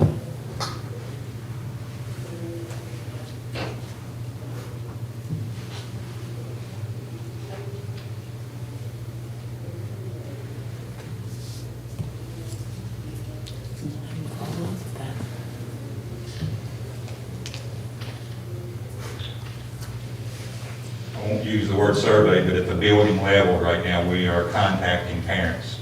At the building level, teacher level, contacting parents to see how many would come back in a virtual, I want to stay virtual as opposed to coming back.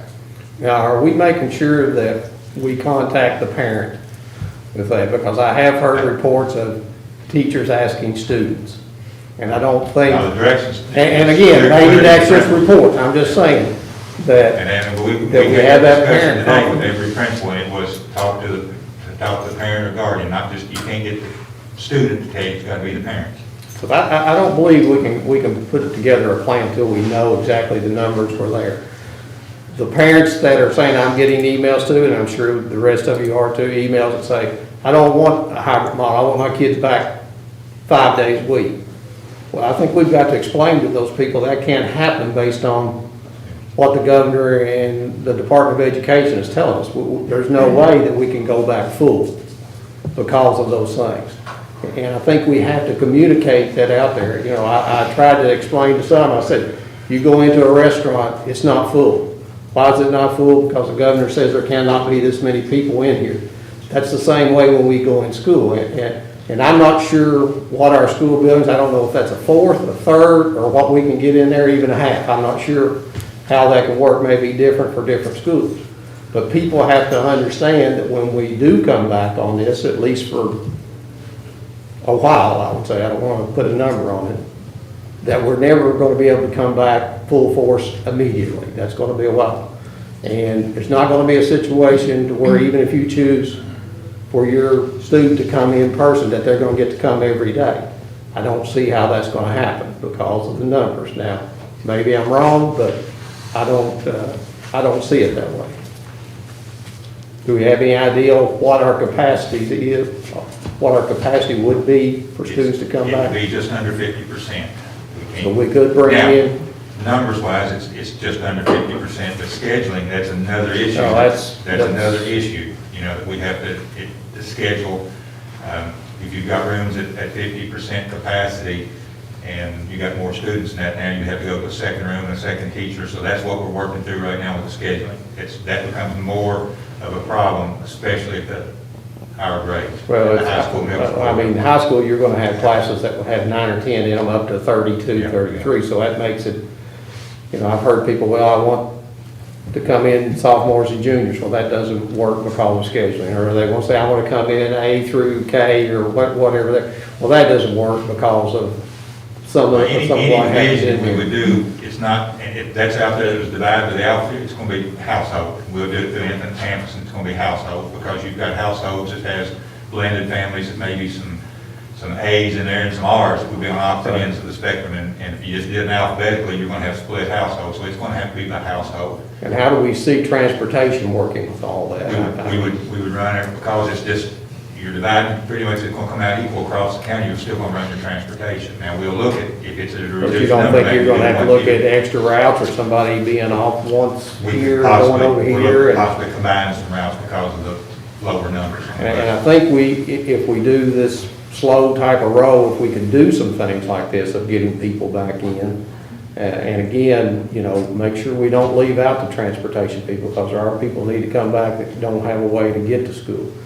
And talk to principals, guidance counselors within those buildings and find out how we can get so many people back in, and not try to get, you know, 750 into the GRC in one day, but maybe get 100 in there one day and see how that works, and put them through a schedule and see how it works. I don't know. I just think that we've got the time, and we have no rules associated with it other than to make sure we're following the safe to school rules, which is going to be important there. Emphasize to students every day about how important it is to follow the rules, have them police each other with rules. Because guys, we can't go back if we keep breaking the rules. It's just not going to happen. And I think we're going to have to slowly bring this back in.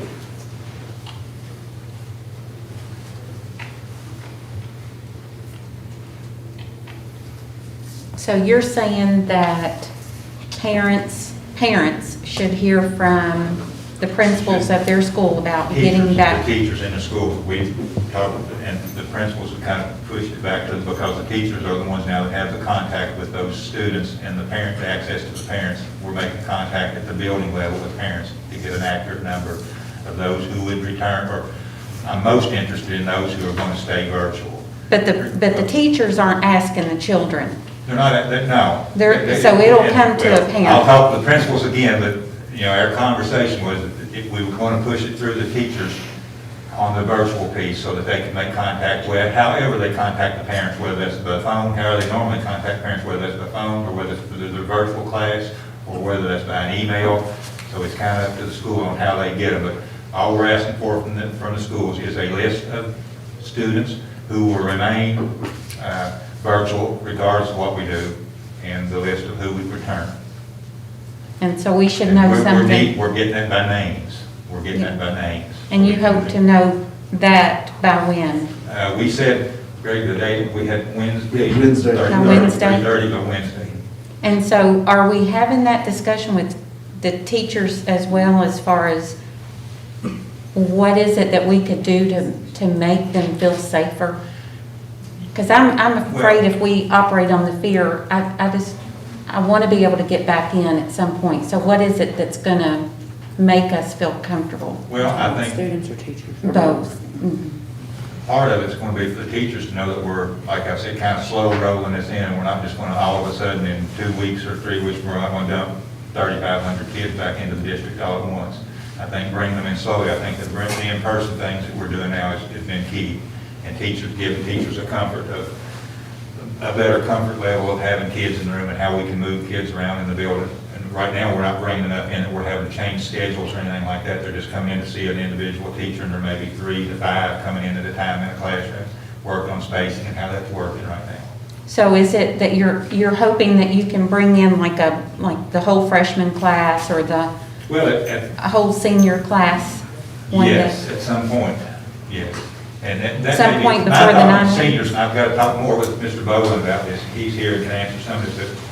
But our thoughts there was to bring them in, maybe do senior class elections and even some of the, not even for maybe a full day, to get them in and get them in a building and get them spaced and see, to start to get a feel for what 400 kids in the building is going to be like, and then start going from there.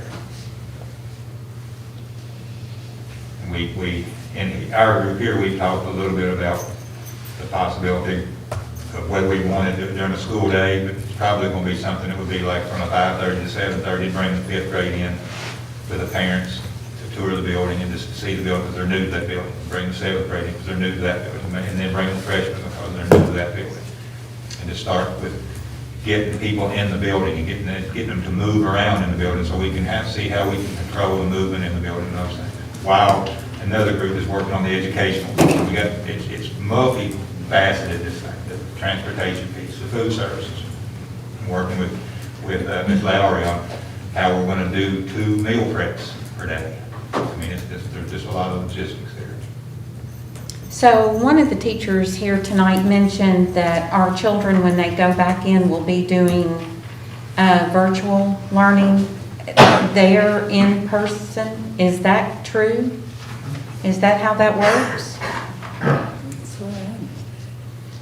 That is something that principal decided to put out there, and we can have that conversation with the principal. That is not something that has been discussed or mandated by the district. So that is something that we have heard that a building has rolled out, and that's a conversation that we'll have with that particular building and principal, but that is not something that came from the district. The numbers that we report, what do you call them, how we self-report?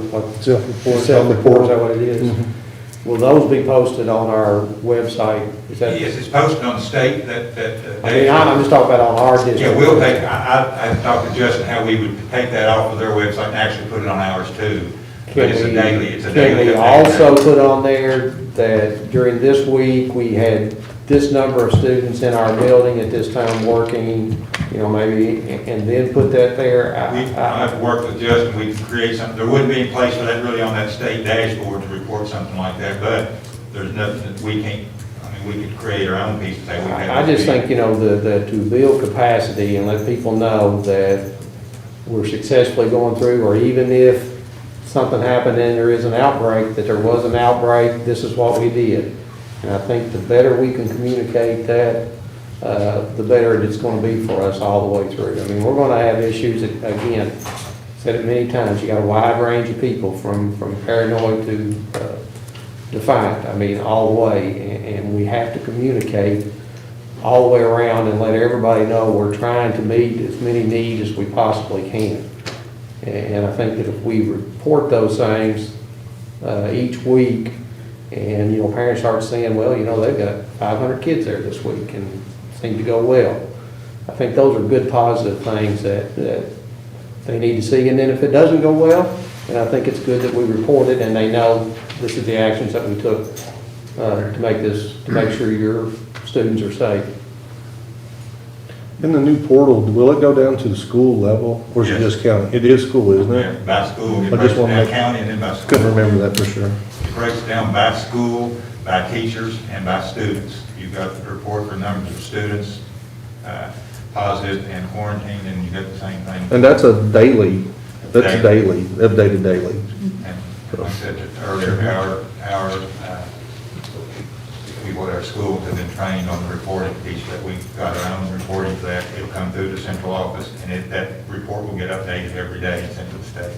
I think it uploads automatically at midnight or something, I think. Once we put it in, we have to have it in, and then it automatically uploads to the state level, so they put it out on their website, shows up on their dashboard.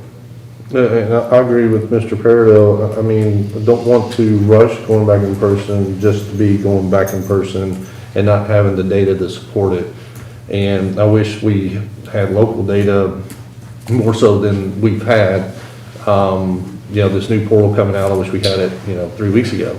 That way we maybe make a better decision now. But I think 3 or 4 weeks into that portal should have a good indication of what you've been doing during that time, what we've been doing at that time, bring students in.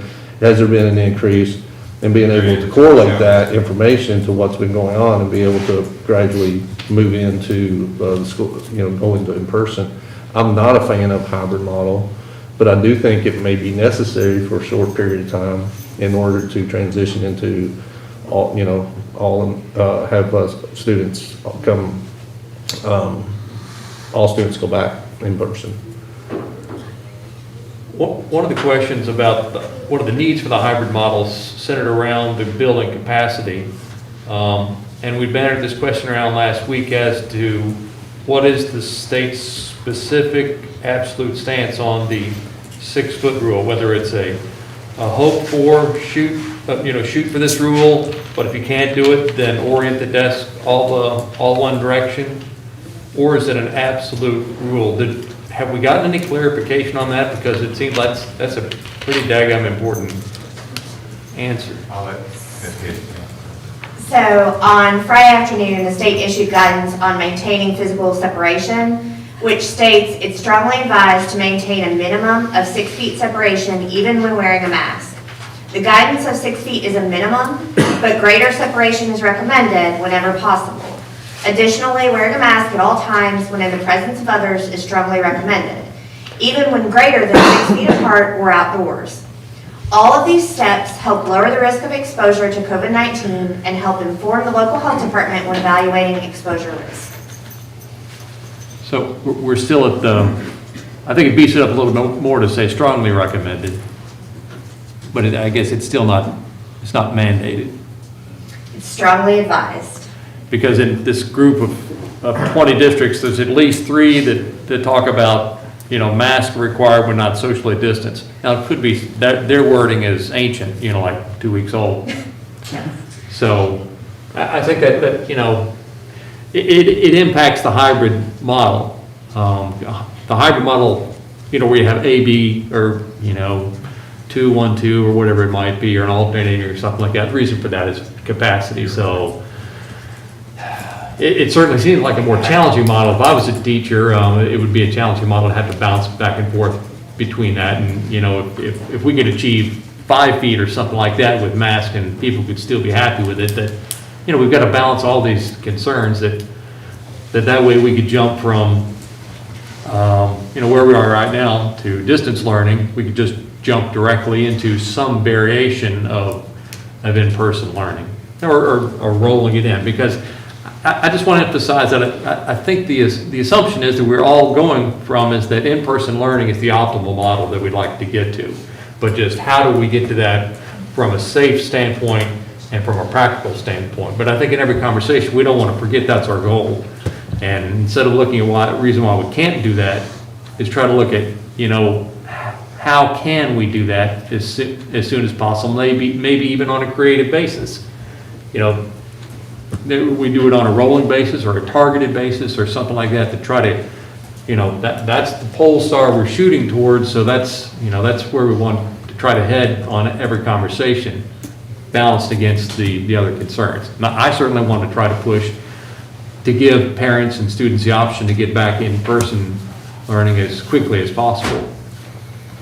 Granted that there's other competing concerns that make that either challenging or not practical, et cetera, et cetera. But I want us to try to continue to push to get that for as many students as we can, as quickly as we can. I think you can do that by the slow roll that we're talking about. You got to build capacity. I think if you start, you say, we're going to push it, we're going to go 4 foot, and then something happens, even though it could probably happen with 6 foot as well as it could 4. I'm not really sure, depending on how hard somebody sneezed, I guess, I don't know. But I think you got to put that max out there first, and that way people are comfortable. And the only way we're going to alleviate the fears is for people to get comfortable. Not so comfortable that you're going lax on your rules, but communicate that out there. This is what we're expecting right now is a 6 foot. And maybe that's what the kids that are coming in right now, if we said we brought 150 in this past week, well, maybe we bring 250 in next week. And those are the rules that we're going by. And then people begin to see that and begin to be more comfortable with that. Teachers are more comfortable and all of our teachers are going to be great geometry teachers when this is over with, because they're going to be able to look and see how far everybody is apart from each other. But I think you've got to shoot for those things first before we go back the other way. And that has to be communicated. If we go a classroom size that, well, we've been having 10 in our classroom, starting on this date right here, we're going to have 12 in our classroom. And I think if parents know that, and we've shown that we can be careful through these others, then that means more. Again, just communication, and it is a way to get more people in there. But I wouldn't start with the lesser number. I think I would start with a wider number, to be honest with you, what my recommendation. But again, I think we're getting into the weeds a little bit. Again, we're about looking at Mr. Christie and saying, make us safe and tell us how you're going to be safe. If he goes to come back and he said, well, I decided it's only going to be 3 foot and we're going to bring 18 kids into a room, well, we got a problem. So I think he just needs to present a plan to us that shows that we are being safe. Everything we're doing right now is based on the 6 feet. And we're at that point right now. And of course, the numbers that we're talking about now is greater than 6 feet. And we basically adopted the safe at school policy from the state with possible recommendations from the task force to actually, to add to that. Those protocols, and there are other protocols that we're following on whatever we're doing right now, whether it be cleaning, whether it be transportation, food services, classrooms, it's all inside that protocol. State guidance, which I will say keeps getting updated regularly.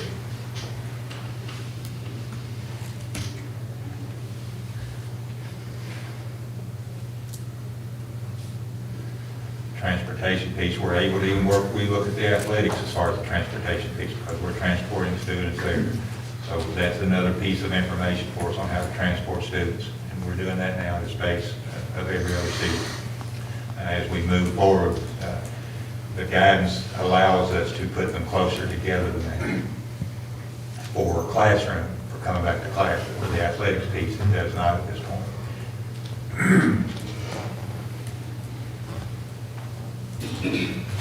Where are we on signs and stuff for schools, elementaries, high schools? We got all those? We've got them, we're getting ready to put them out. and stuff. Posted up about washing hands? Yep. 6 feet apart spacing signs. All of those things, I think all of those are important to show. That We've got those, and we just haven't started putting them down yet. All of our thermal imaging that we've tested those at the schools. I think the teachers are pretty comfortable with that. We're able to we run over 100 people in a minute and 10, 15 seconds on those thermal imaging. They will check. So those are all connected at this point? They're working. Good.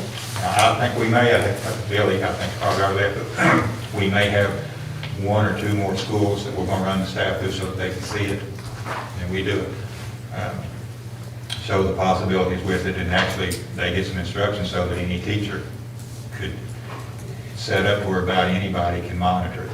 It's not going to take a nurse or someone to monitor the thermal imaging. We can do that with, and so it gives the principals a lot of flexibility with that. So are most of the teachers back in their classroom? Most of them, yes, most of them.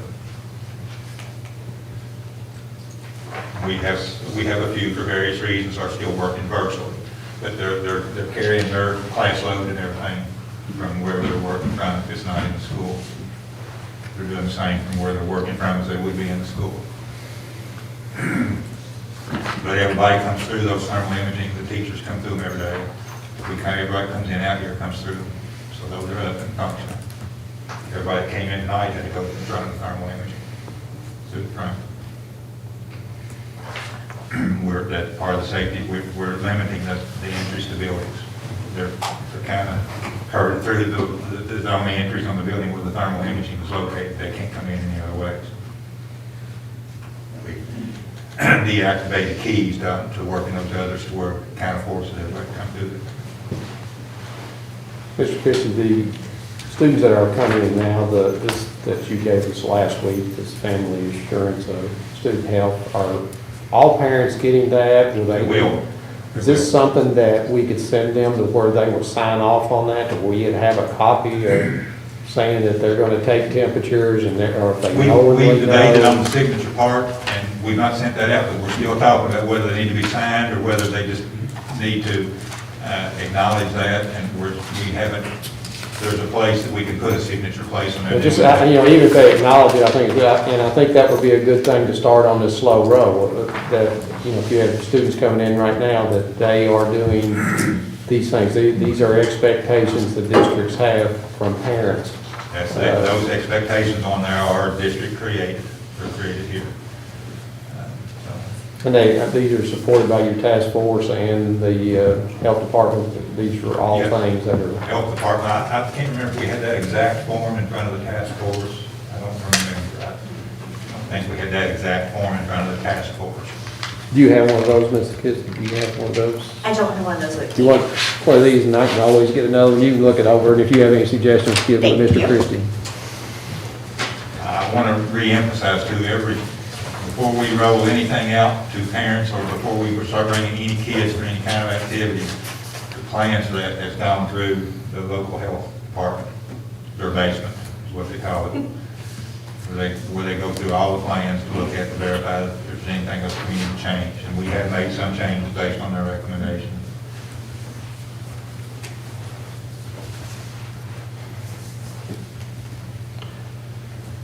I feel like waiting to the end of 9 weeks to make a concerted effort to get a lot of the students back in is, from my opinion, is too long. But since we've got a board of 5 people and it takes 3 people to try to accomplish anything, I'm trying to go through my mind of what would be a practical goal to maybe try to set, or a target, a consensus that maybe even instead of getting 3 people to agree to, that 5 people would agree to, saying, you know, with it, I'll just say in a generality, you know, could we potentially support that in the next 2, 3, or 4 weeks that we set a goal of increasing the number of in-person instructions to X% is a target that the board would like to see. I'm just throwing that out as a discussion point.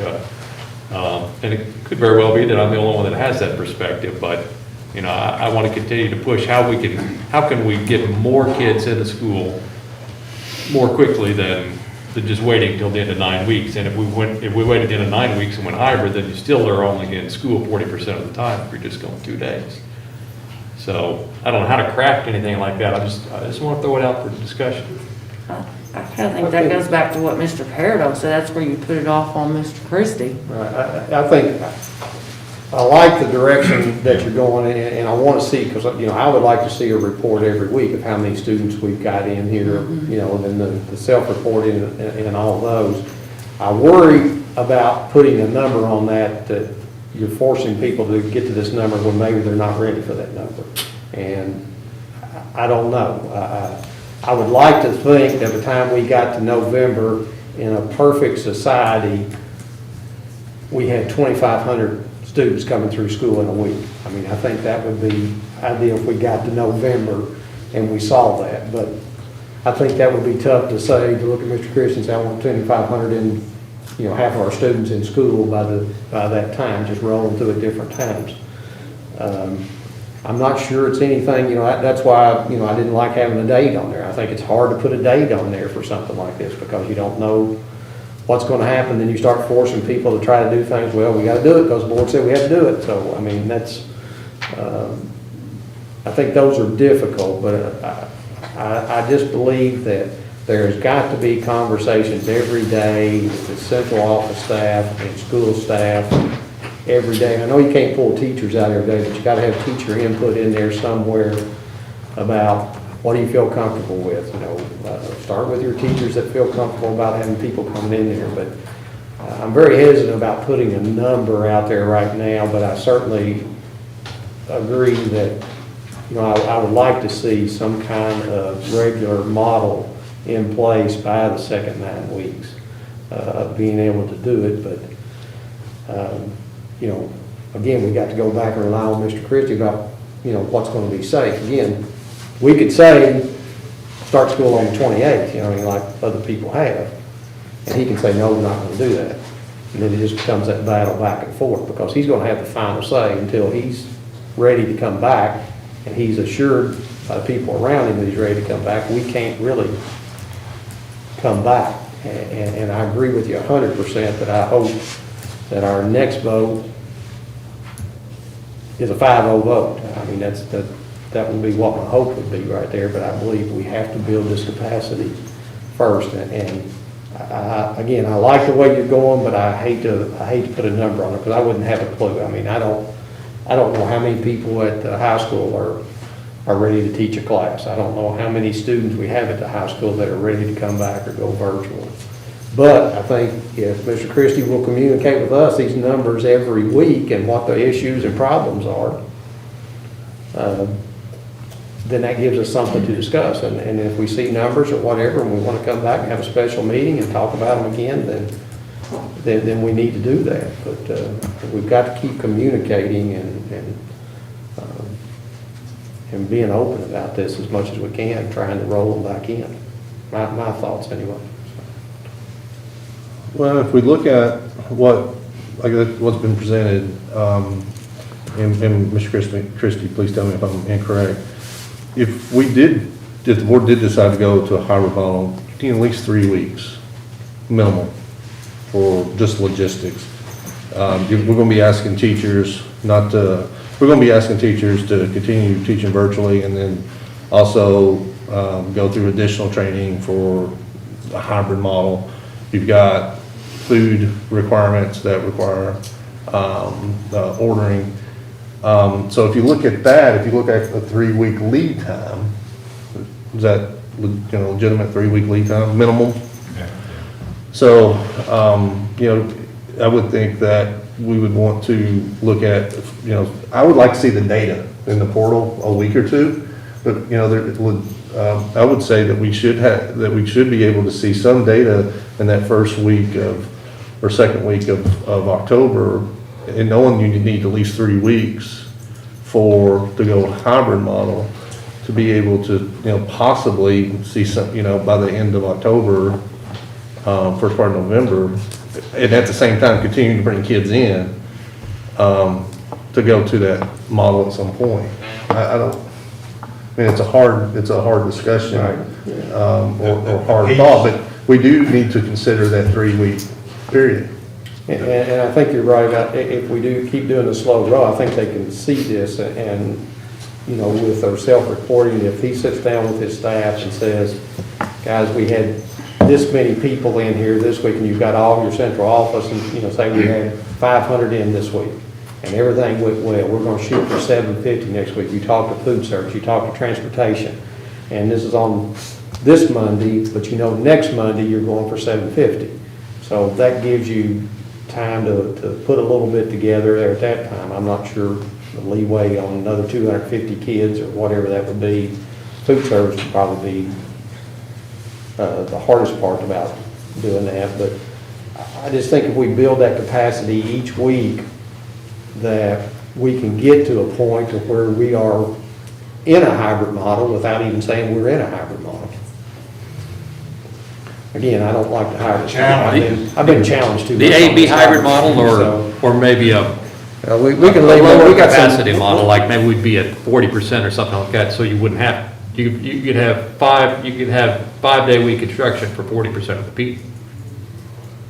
And that 40% may not be the same 40% every day.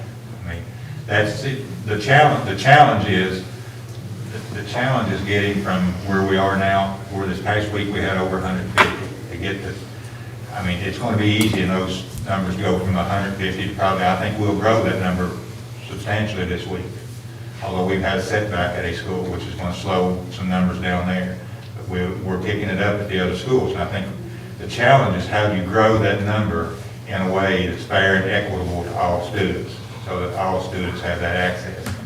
So there's going to be some rotation of the kids that are coming in. It won't be the same students every day that come in to get those numbers up. It may be today, it may be a group of kids, and tomorrow it may be an entirely different group of kids. Well, I think when you know, I'm assuming that when you talk to parents and they say, I want my student to be virtual, at that point right there, you let that parent know, well, that means you're going to be virtual for the rest of this year, not school year, but for the rest of this year through January. So that gives us an accurate number, and say we know we have 3,000 students that want to do in person.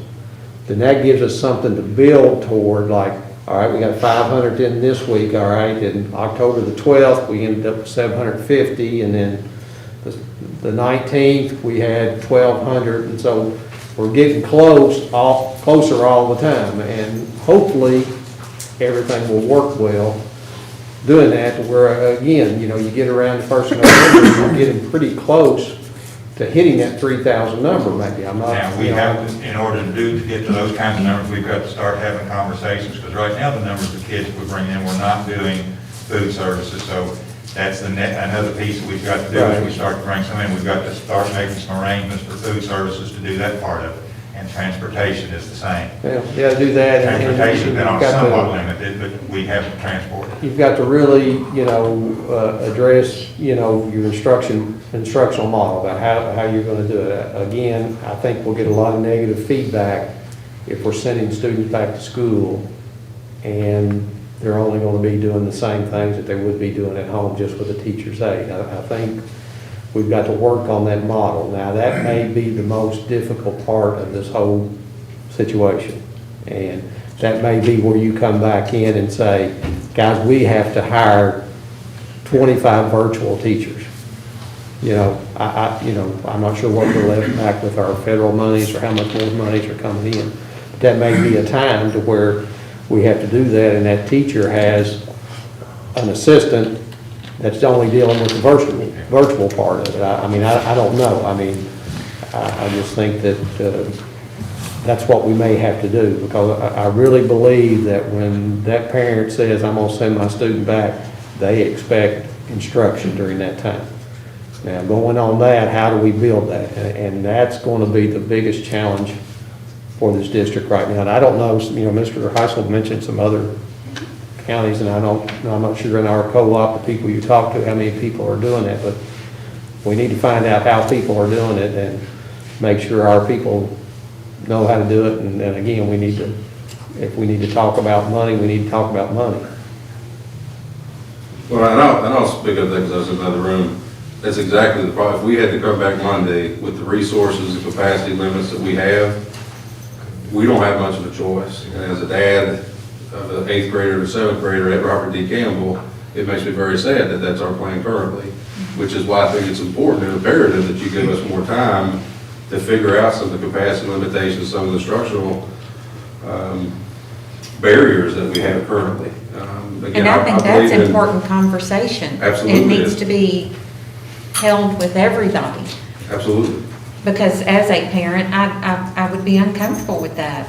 I would think that if I'm sending my child back, that they're getting that teacher-pupil, contact and instruction.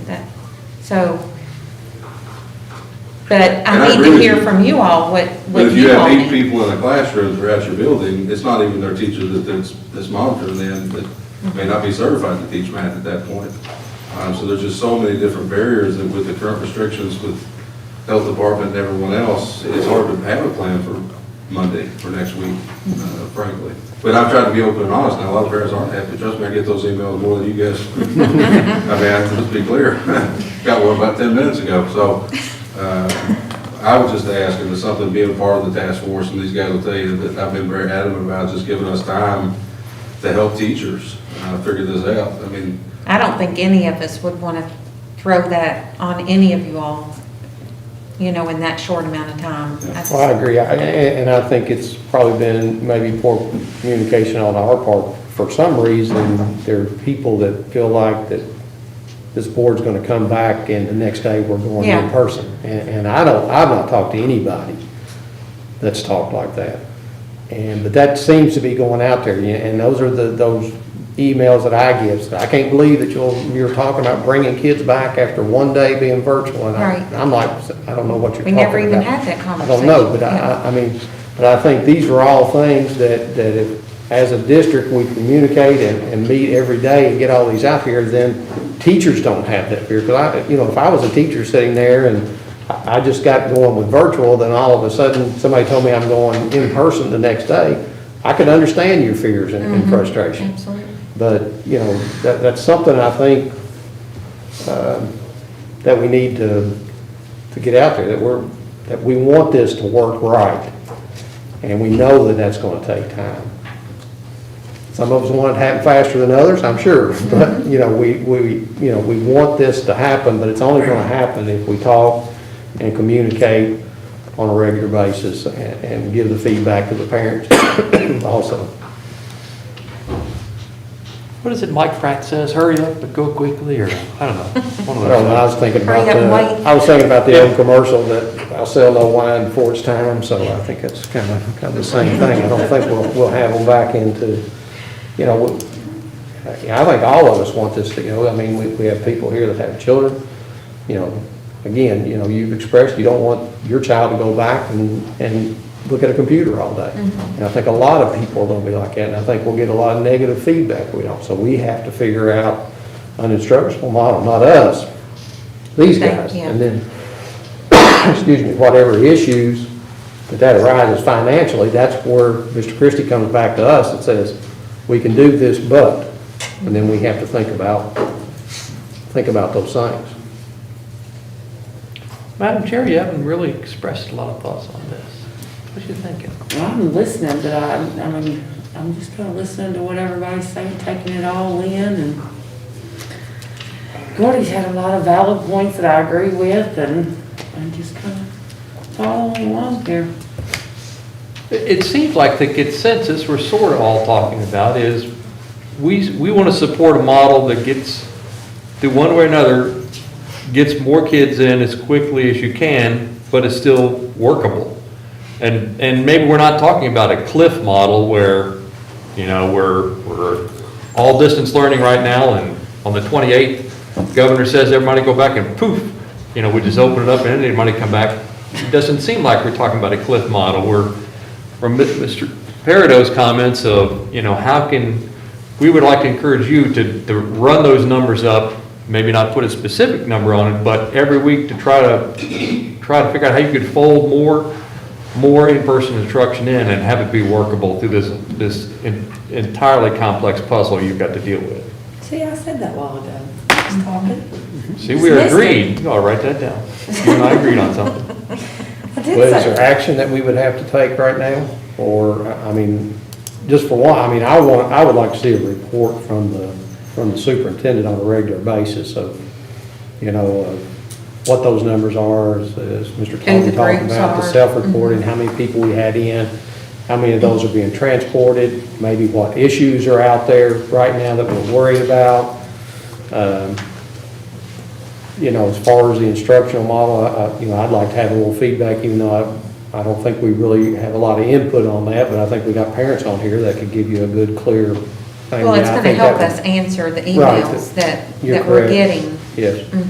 But I'd like to have a report, but I don't know if we need an action of saying that we want to report on that. And next week, I know we got a budget meeting. That's going to be enough in itself probably, but our next meeting is not till the 19th of October, I believe. But I really believe we should set something up.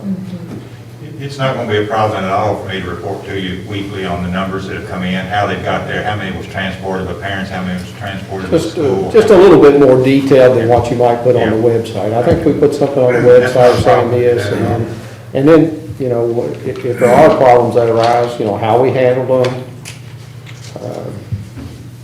you know, what instructions we've got from the health department to do this. What's KDE telling us? That, again, remember the spectrum that we've got from paranoid to defiant, and you know those are the emails that we get as well, and trying to, you know, appease each of those right there, and nobody's going to get their scenario. I mean, we're just at a time, guys, and I don't know anybody's got a right answer, but nobody's going to get their scenario because of what the restrictions out there. I mean, you got people out there in restaurants trying to do a business right there, and they can't, doesn't make any difference how well they cook. They can't fill the restaurant. So that's the same way. It doesn't make any difference how well Brian Foudray teaches. We can't fill his classroom. I'll not comment on that. I just trying to cut down on the emails, Brian. Well, so do we have a consensus that we'd like to encourage Mr. Christie to try to do his reasonable best efforts to gradually, or take the word gradually out, to increase the amount of in-person instruction to the greatest extent practically possible? That's a lot of adjectives and stuff and modifiers in there, but are we all sort of talking about that without maybe laying down a line in the sand? Realize there's state guidelines right now, we can't have more than 14, you know, together, you know, at a time with one teacher right now. We can't exceed 14 right now. Well, how about next Monday on the 28th? I don't know.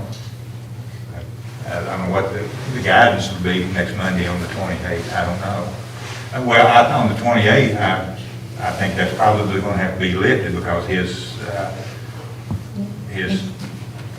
I thought he said he was not going to.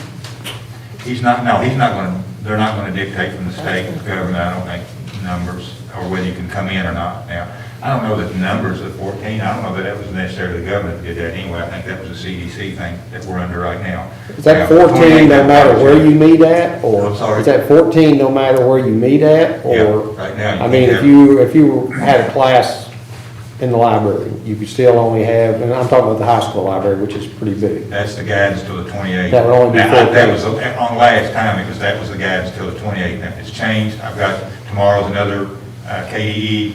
But if superintendent's webinar tomorrow, I don't know. But if you had if you hired a substitute teacher, so you had somebody in the library, could they go up to 28? And one person still teach a class, but right you now, still got? Right now, Becky correct me if I'm wrong, right now, we can't exceed 14 under the guidance that we've gotten right now. Now, that could change tomorrow. I don't know. We've got. I guess I don't understand if you've got an open space, so, I mean, if you got a PE teacher in a gym, and you can only have 14 there? This is why we're under the guidance, we're still shut down till the 28th. Okay, we're talking maybe the 28th. Okay, then that's probably, then I think it's a different scenario then, because that's lifted at that point. So I think you can bring the whole class if you can space it. I know you have, teachers in certain places that exceed those numbers that are very capable of teaching more than 30 at the high school. And if they have to have a substitute in there with them to be able to do that possibly, or, I mean, you do have possibilities with that, so And we have spaces that will take. right, I mean, there's several big classrooms there at the high school. I mean, not the library gym, but the auditorium, the other all-purpose room, all those type of things. Even the auxiliary gym could be converted into a bigger classroom if you had to. But I just didn't know if one teacher could teach 50 students, if that were possible. I mean, I don't think anybody would throw anybody at 50 if they're not capable of doing 50, but there are people that are capable of doing that. So. I didn't mean to imply a certain number. I was implying a concept that the board would support a gradual push as much as you reasonably can to try to bring more and more kids in without it being on a cliff basis that we're going to do, just going to switch from this to this to this, from distinct models to try to let you slow roll that up as quickly as you reasonably can. While we're even sitting here, I'm getting texts from principals about how they're looking to increase their numbers starting, we've already started into this week as a new week, and they're looking at what their numbers were last week compared to what they hoped to achieve this week and bring them in. So, and the numbers are going up. And now what we've got to do with the group of principals and with getting input from teachers is how can we increase that beyond just a teacher's invitation for needs, to come in on an individual basis. How can we start to bring a defined group of kids in? We need to start looking at that more. And tell them it's not a competition. Let's just do it. No, I know. I'm just thinking Josh Mounts. Yeah. You're not first, you're last? There he is. Right there. I wouldn't talk about you behind your back. Game on. You're not first. So what I'm hearing on the 28th, restrictions are lifted, you'll be able to bring in, more students gradually. As far as I know. On the 28th. And then looking at the calendar, the 28th starts the local portal that will be able to self-report. So I'm with Mr. Peridot, maybe I think you mentioned that maybe, we don't have a meeting until the 19th, but maybe we move the meeting to the 12th, and that would give you 2 weeks to continue to bring kids in, and also give 2 weeks of data that we'll be able to look at. I don't know if we can move the meeting, but. Probably. Whatever we need to do there. At that time. I mean, The 12th was Mr. Christie's first guideline last week, so that's 3 weeks from today, and that gives the portal to be in place for 2 weeks. Correct. Yeah, that sounds good to me. So have a special meeting on the 12th? Yeah. Does that work for you? And at the same time, we'll be able to, Mr. Christie could, provide the board, how many students are coming in during the days and over those weeks, that way we're prepared on the 12th to possibly take additional action. And so they're going to try to bring in groups of kids that not only need additional education time, but also other groups. Right now, we're bringing them on a need basis, but that would be our next logical step. Would be how can we increase that to just bring a specific class or specific group of kids together, and how are we going to define that, and how can we start increasing by doing that versus just bringing in more or one-on-one or small group work. Right now, it's small group work, individual to small group work from a specific teacher on a specific subject.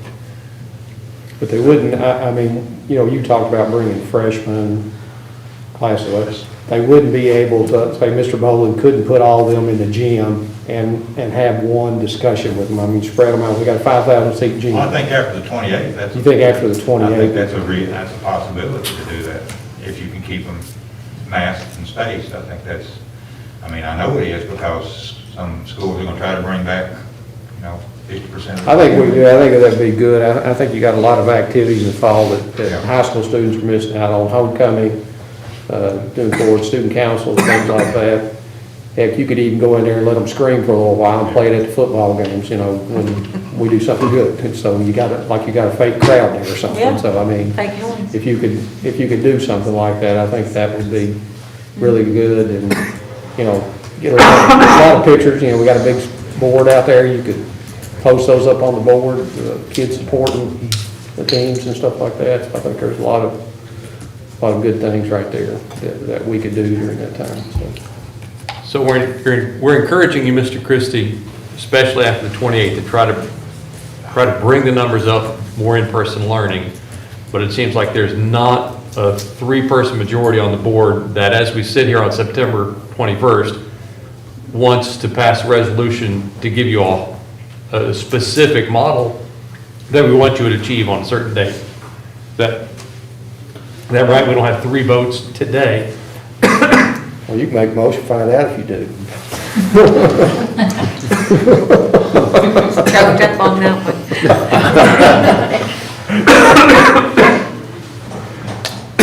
But I would encourage it.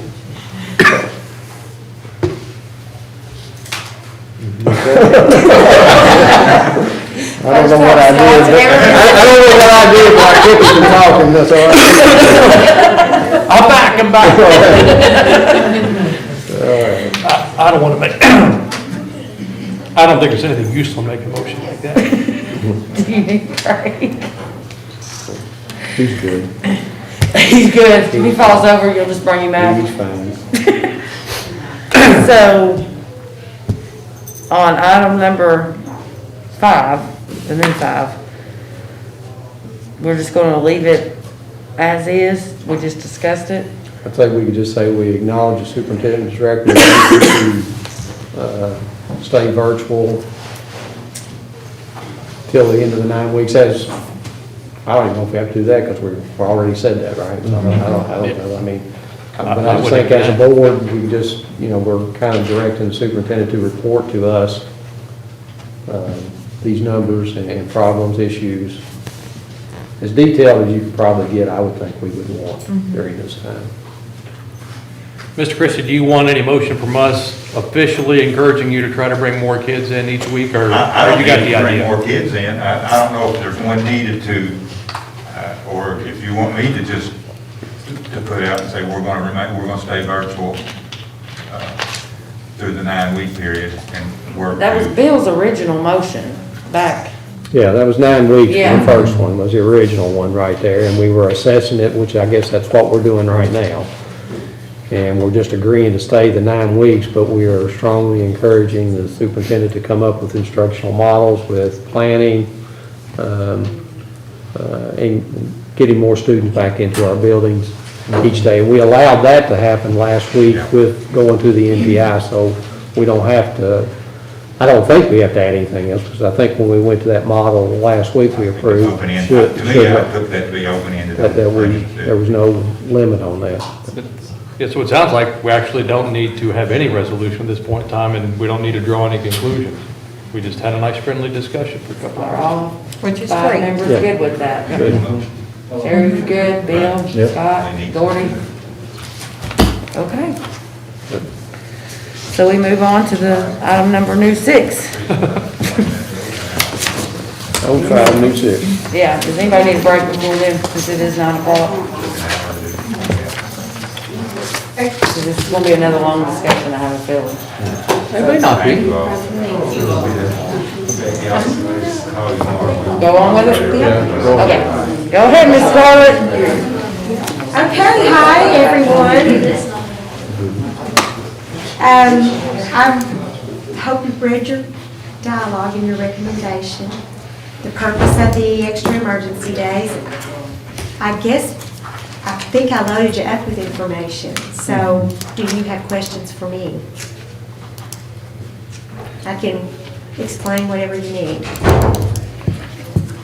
Just to make sure that I told somebody right today, none of these days are carryovers, but your 3 days that you already have, they're still intact Yes, carryover. Okay. and those are intact for probably different reasons. Right, yes, but somebody asked that question and I thought I was right, but I wanted to talk to an expert. So. It was a waiver of the law allowing the board to give each person that works in the district 3 emergency days each year. They don't limit it to 3 anymore. Just for this year, the days don't accumulate. They aren't even given to a person until that person needs the days. The Department of Labor days come into play first, which is the 10 days for the 6 Department of Labor reasons. This is if they use those days and come December 31st when all the Department of Labor expires, the 10 days and the expanded family medical leave. This would go into effect for the remainder of the 2021 school year in the case that a person has one of the medical reasons related to COVID and they're out, they would not have to deplete their sick leave days and they could use those days as approved by the superintendent. I'm sorry, go ahead. They could be back to back. Would they have to come back and fill out something different for the second one? Yes. Yes. If there's an issue that they are sick and it's going to be longer than 10 days, obviously it's something we could work with, I'm sure. Yes, that's in case they've already used the first Department of Labor days. Right. But those will kick in first before anything. Yes, absolutely. And that has to be approved by Mr. Christie? Mr. Christie, and has to be COVID related. And so that goes back to if it's not a COVID issue, then they're going to use their sick leave. These days won't jump in there for anything other than COVID. Does that make sense? Yeah, and I'm assuming, we talked about giving teachers options of going virtual before they got to these. I guess my biggest concern is, classified doesn't get that option. I mean, if you mow grass, you can't go virtually mow grass. I mean, if you're out, you're out. And some classified people are able to work virtually. Well, I can understand some people that work here and, maybe in the schools or whatever there, but, I do have concerns, for maintenance department, cooks, custodians, obviously, all those right there that won't have that option. If they're just under a quarantine, I understand if you're sick, what you have to do, but if you're just quarantined because of that, you don't have that option. I don't know what else we could do for them. I don't know if you can change things to. That's what the purpose of this would be. Right. Well, I see that, but a teacher may not have to use this at all. I mean, if they were quarantined, they might work from home. That's right. But again, if you mow grass or electrician or whatever else like that, you go directly to this. Yes. I got a feeling somewhere in the future, quite possibly, we might have to address that again, because I don't want classified to be put in a situation they lose their insurance because they didn't have an opportunity to go virtual. Oh, you mean next year? Yeah, I mean, just, whenever, I mean, I don't know. That's always a risk. Obviously, we said we've got 13 employees, I guess, right now that are quarantined for some reason or another. I'm assuming, I don't know who's sick, who's not sick. I don't know how many of them are doing virtual right now.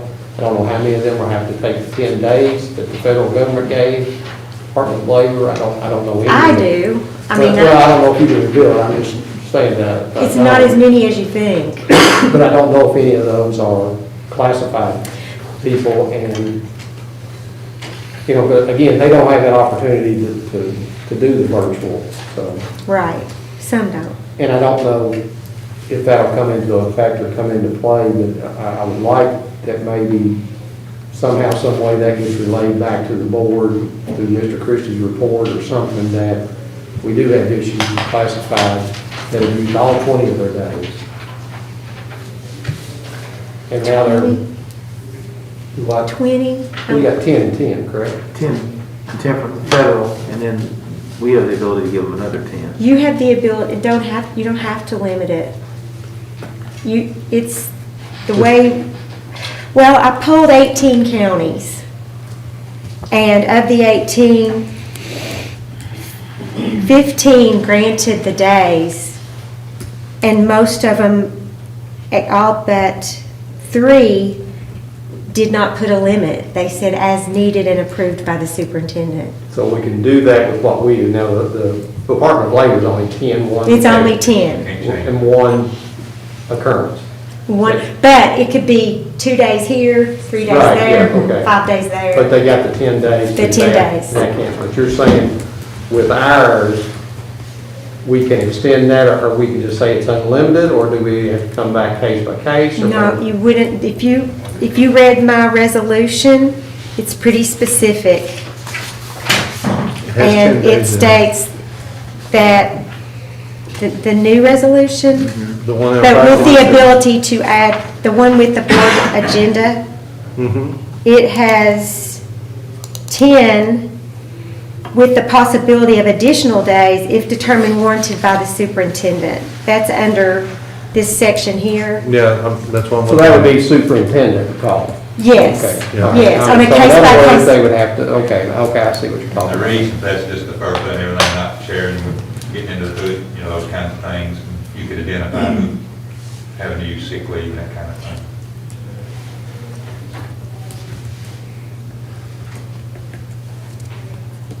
Philosophically, from my standpoint on this, if one of our employees catches COVID from being at the workplace or is quarantined from COVID being in the workplace, I absolutely want us to have this flexibility in there. I had a discussion with Mr. Thomas this afternoon as to it would be some practical way we could craft it so it was limited to just cases that arise from their employment in the district. And it was a kind of a brief conversation, but I think quite frankly, at the end of the conversation, there's no real practical way to limit something like that, to be able to figure out how it would go. Philosophically, I'd like to limit it to the district, and certainly would support that for our employees, because I want them to have that. I can't figure out any way to really practically achieve that. It would be impossible to determine where somebody contracted COVID. Yeah, that would be another way to put it. So that may be thought, would it be useful just to strike A, B, and C and just simply make all of this just subject to the discretion of the superintendent?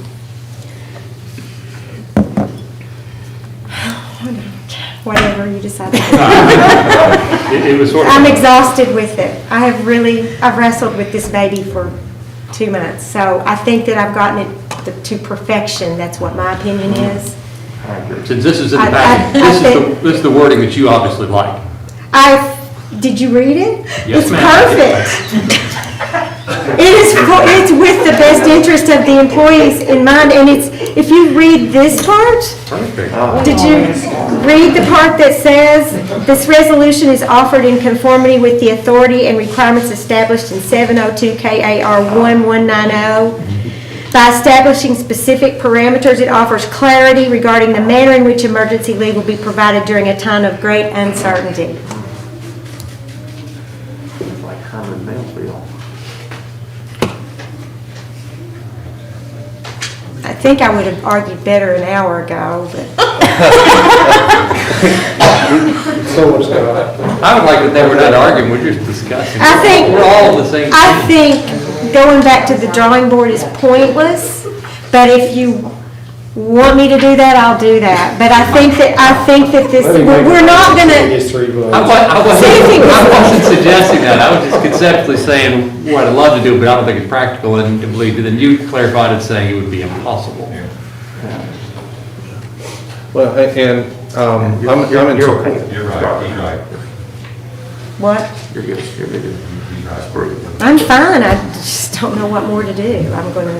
I'm in support of the resolution.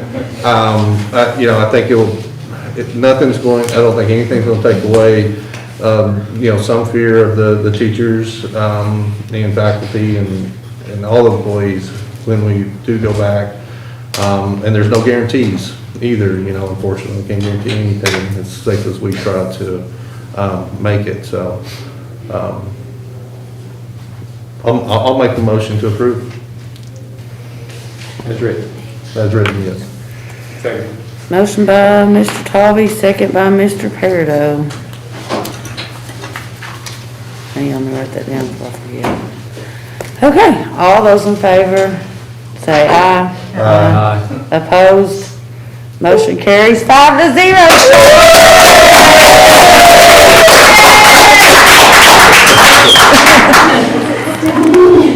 Okay. Thank you. What? Okay, the next part is just the classified evaluation plans, and they didn't change. Due to COVID, we didn't meet face-to-face. I sent these out via email to the committee members. They said they like them just fine. We're gonna keep them the way they are this year, and this is just you all approve them so I can get them on Safe Schools and get them out to the employees so they can be trained on them within first 30 days of school. So you have your administrative one that goes for just a few of us here, and then the big classified that goes for all the other classified staff.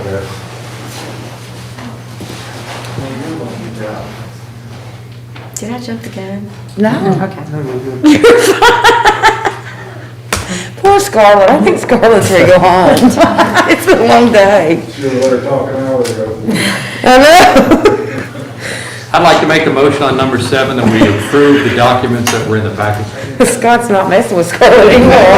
He's my neighbor. Send it to that coyote over my house. Motion by Mr. Heisel, second by Mr. Tommy. All those in favor say aye. Opposed? Motion carries 5-0. Thank you. Thank you. Thanks, Charlotte. All right, can we take a potty break? Sure. Does anybody else take a potty break? If we need to. We might approve all these in the next 2 minutes. Whatever you want to do, boss. This next one will be easy too. It might be floating. All right, potty break, Dad, calm down. At least I'm sorry. Give you 5 minutes, we'll be right back.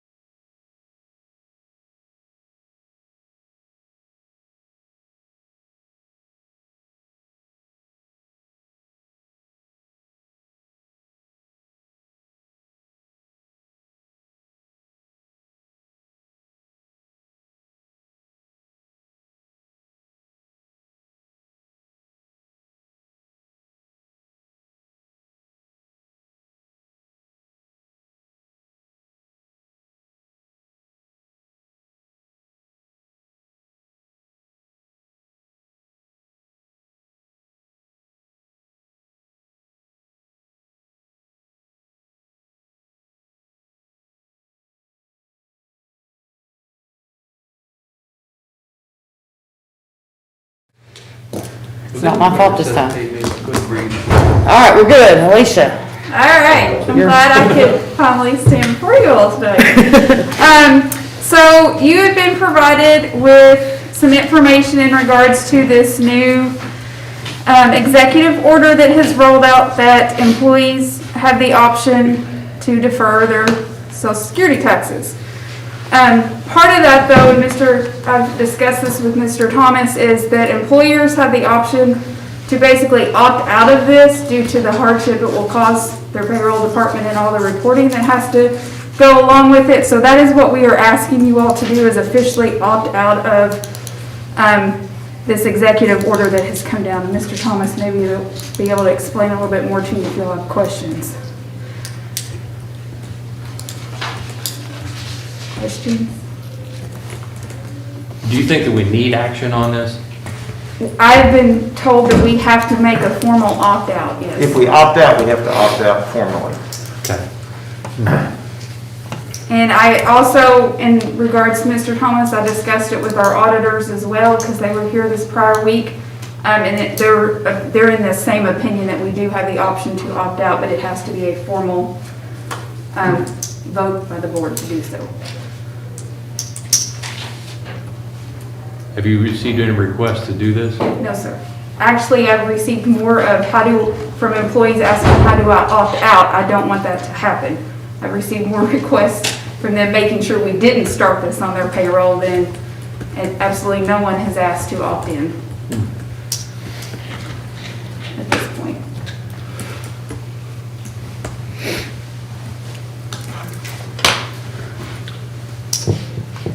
I'd like to make a motion that we approve the district opting out of the employee Social Security tax deferral option per notice 2020-65. I'll second. Motion by Mr. Heisler. Who was that second? Was that you, Bill? Just one. Okay. Second by Mr. Talby. All those in favor say aye. Aye. Opposed? Motion carries 5-0.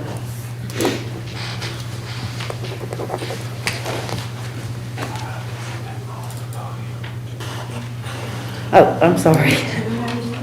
Item number 9. Discuss and consider approval of segment 2 and segment 3 for athletic seating capacities. Jamie Keane. I got it right this time. You did. It's all right. I called you Greg a while ago. I've been called worse today. Today. Yeah, I guess at the September 7 meeting, you voted to approve the return to competition plan with segment 1 seating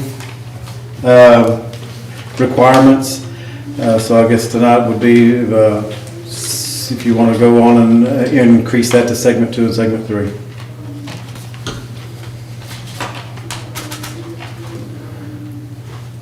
I'll make a motion to approve.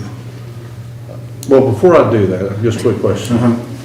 Have we had any issues with any of the parents, fans, or anything, any of the competition?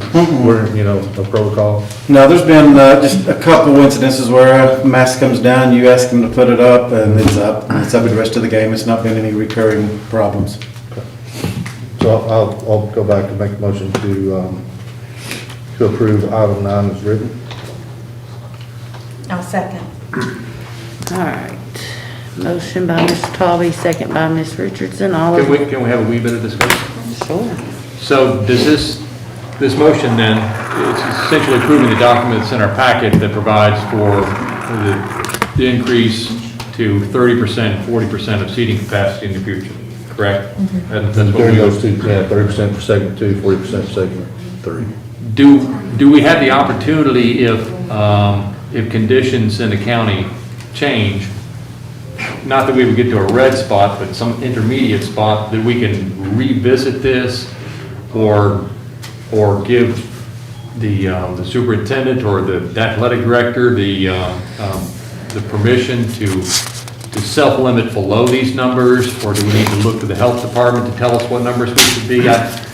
Or do we have the opportunity to come back and revisit this if we think things are bad? Because I don't know if we would, are we essentially saying we've already looked at it in the future And we think 40% is good at this particular number, and heck fire, we don't know what's gonna happen in Well, I November. think if we hit the red, that's where we can't. You know, it, But if we're short of the red, do we ever think we'll wanna back it down from 40%? And well, how now we might only have have the three capability? colors, right? We only have the green, the yellow, and the red. We have the stoplight, so we only have those three colors, correct? We've combined Well, I think the them. state's got 4. Yeah, but we consolidated to 3. I'm not sure if we approved that. I'm just wondering if we're approving right now the capacity for November, well, starting from, segment 3 is October 10th to the end, and segment 3 is October 24th. So for football, we're approving something that potentially is going to happen on October 24th. Do we have the ability to come back and revisit this? I agree. That's with Sherry, sorry. Did that taste like vinegar? Do you need water? No, I agree because if you look at even the 4 colors here, you know, the yellow and the orange, I mean, if we're in the yellow or orange, 40% should be fine within either one of those. If we're in red, we're not playing anyway. That's correct. That is correct. And that's for all athletics. I'm not pointing into football or anything, just all Yeah. athletics. Yeah. Mr. Christie, did you get Ms. Kissick's opinion on this? She was fine with going along with the guidance from the athletic association because of the 20 to 30 to 40 Okay, and the timeline on it. She's fine with the timeline, she's fine with the timeline. projecting 40%. Now, I would imagine if there was something drastic that happens, they might would weigh in later, but at this point, she's fine with it. She went through the athletic program, or the return to athletics, went through the. And for some reason, the board felt that they were nervous about 40%, thought, I don't know, maybe it should be 35%. Is this something we have the ability to address again? I would think you would, I think you, Okay. I would think you have the ability to address it. Based upon numbers, you're sure. I know you mentioned last meeting about the cards. Can you tell me again why we're not accepting those? It's, when you start looking at the limitations, it's really hard to factor in and make sure we get all of our parents if limits are taken from the cards. And then if we get to a limit, and then we have to turn some parents away. That was the thought behind that. You're just trying to make sure all the parents get the opportunity. Get the opportunity to. And not being taken away from someone that might have a card that don't have a Exactly. kid. Yeah. Yeah. So what if one of those is one of the 4 tickets that the child can have? If one of those cards, then they can do that. I mean, they can purchase a ticket, I Well, guess. Oh, you're saying if it's one of the 4, don't Yeah. purchase 4 ticket, purchase 3 and free? I think that was the problem. Even if we could just have something posted, because I think this person got maybe up there and didn't realize that we weren't taking the cards and didn't have cash, and so it became, you know, a situation. Yeah, if I would have known that, that wouldn't have been an issue because, I mean, you know, most of the volleyball, soccer, it's not an issue, but it's the football that could very well. Right. And I said, parents, I also want to make sure our students can get in too. They're excited to start getting in that Yeah. too, so.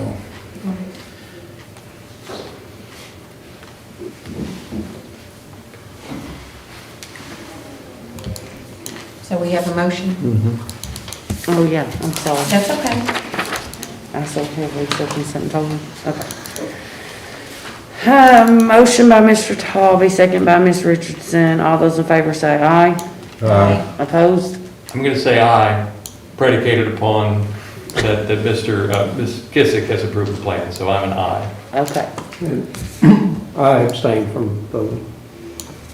okay. So motion carries 5-0.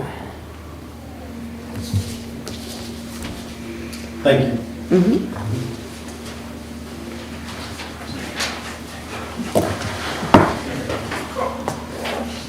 All right. I thought Scarlett went home before. No, she's still hanging on. Item number 10, consider approval of change order 5-1-1 to Dairyman Supplies for George Rogers Clark High School Gymnasium Field House and Athletic Field Phase 3, BG 18-334, for a credit in the amount of $653.66. Move to approve as written. Motion by Mr. Peridot. Second. Is that you, Scott? It's a credit, it's a second, I'm on. Second by Mr. Heisel. All those in favor say aye. Aye. Opposed, motion carries 5-0. All right, item number 11, consider approval of change order 12-3 to Central Kentucky Sheet Metal for the George Rogers Clark High School Gymnasium Fieldhouse and Athletic Field Phase 3, BG 18-334, in the amount of $17,404. Okay, Scott, go. How long has this has been in Walmart?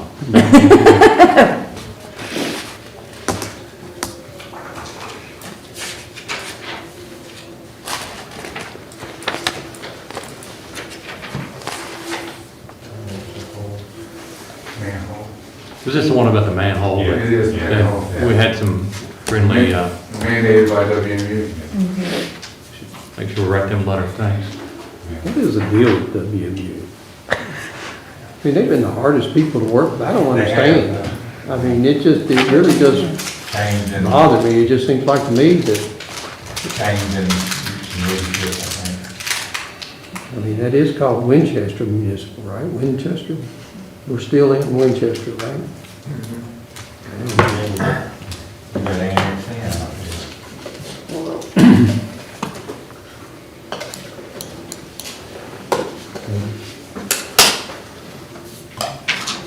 I'll make a motion to approve all of those written.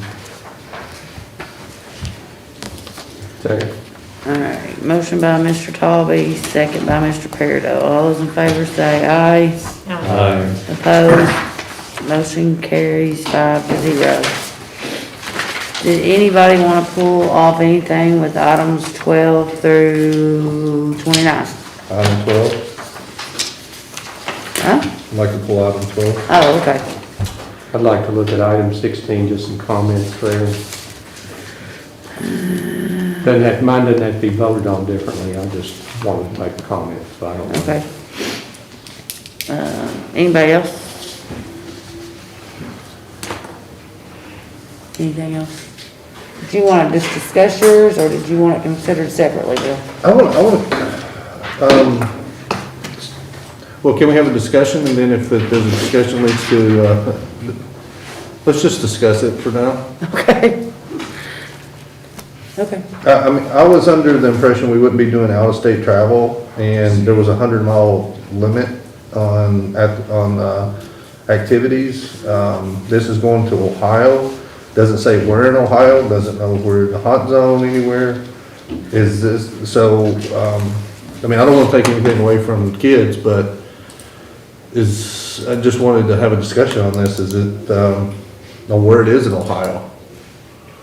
Because it looks like it's coming up, it's October 10th, so it's a few weeks out. I'm sorry. Do you know where it is on the original thing, it just says Ohio? No. I mean, I don't want to put our kids in a hot zone or anything like that that could increase the likelihood of catching anything.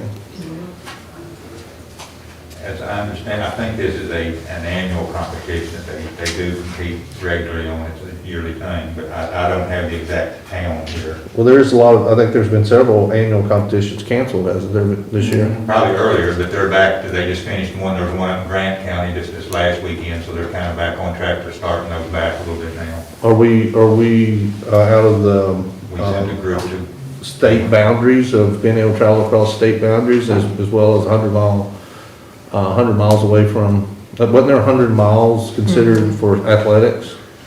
think that was a consideration to try to stay within 100 miles. I think we may have I don't know if we have any that go over 100 miles now or not. I think that was kind of a guideline to try to stay within 100 miles. That would keep the time on the bus to Mr. Trustee, Mr. Baldwin is not saying it's Cincinnati. Cincinnati. East of Cincinnati. Honda.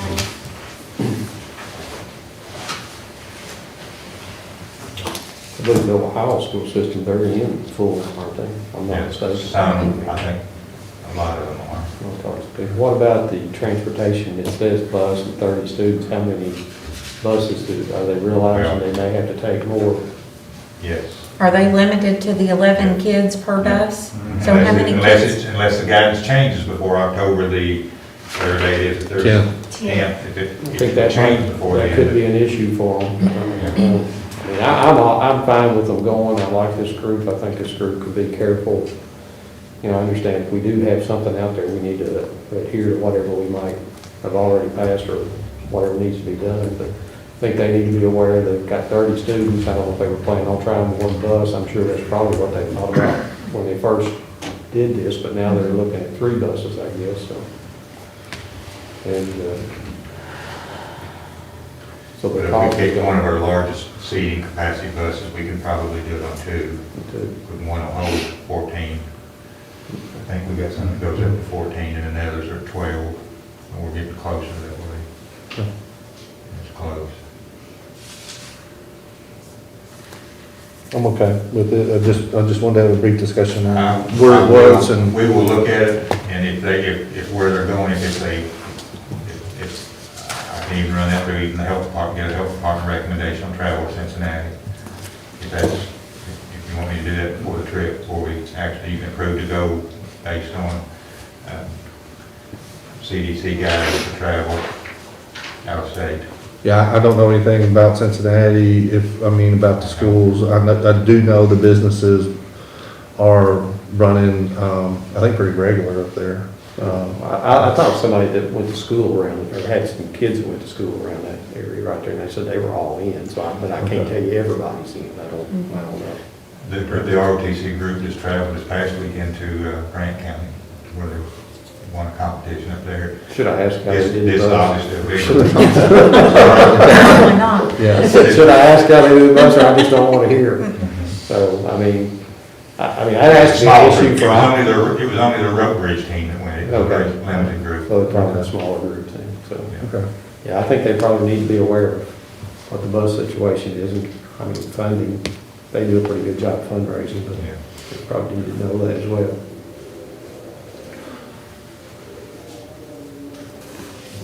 We good there now? Sir.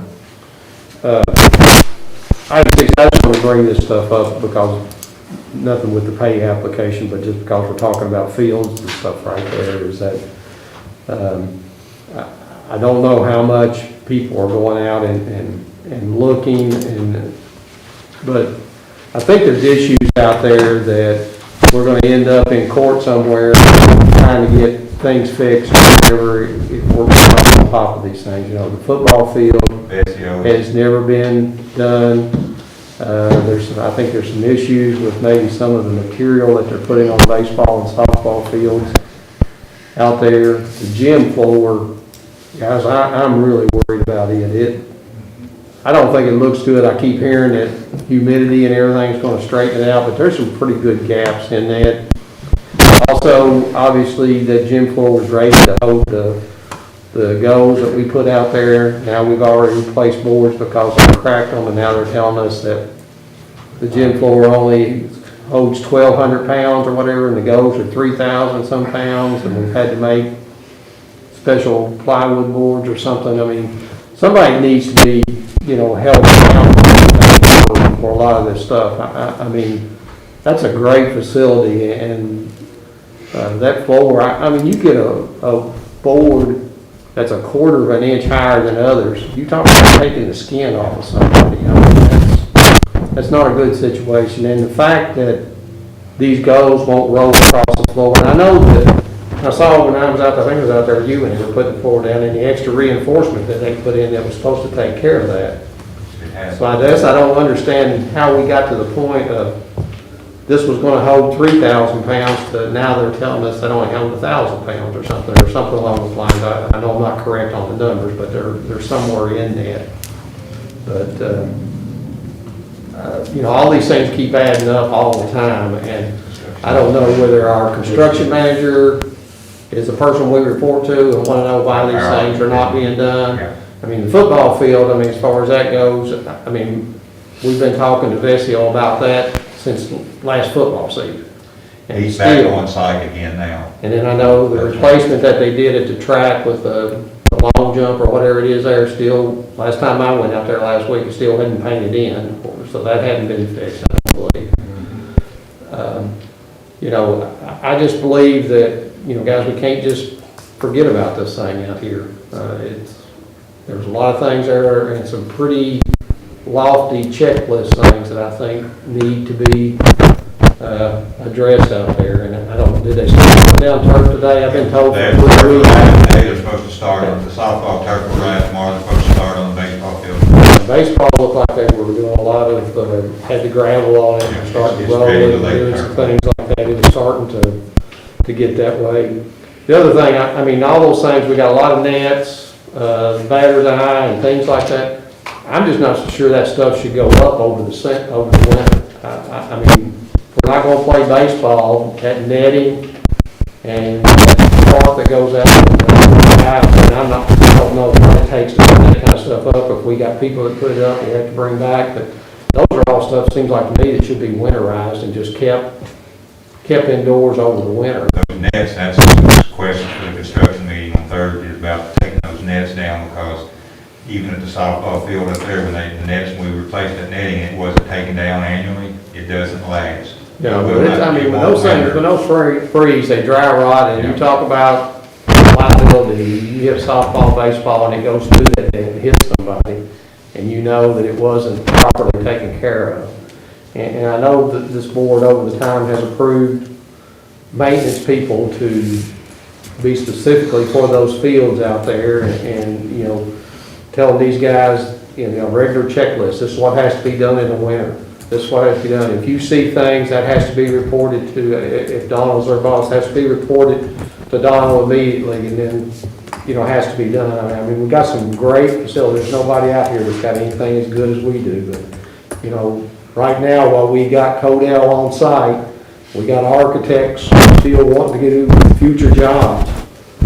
You know, we gotta say, you know, you guys gotta work with us. And we haven't done the walkthroughs yet. So, I mean, there's just some things there. I am really concerned about the basketball floor. I'm really worried, because that'll be a major project if that had to be replaced somehow, some way. I mean, that's a little bitty scary proposition right there. You got basketball coming up, you know, within a month or two. So, you know, football is playing out there.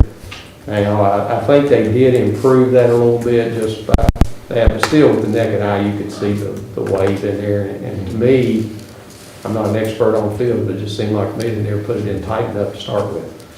And I know they've been promising they're gonna come back and do it, but as of now, it hasn't been done. So, I just think somebody needs to look at those things. Those are all pieces that at the baseball field. Some of the other stuff is the backing on that protection stuff in front of the dugouts and stuff. It's got exposed wood on the backside of it. Yeah, it's got that pressed it's sawdust or whatever it is, and that's not going to work. It can't be exposed, so that's all stuff that we've got to, at the construction meeting, we got to have. Yeah. I just think, you know, we have to stay on top of those things and keep that place shining as we go. That's all I had. Valid points. All right, does anybody else have?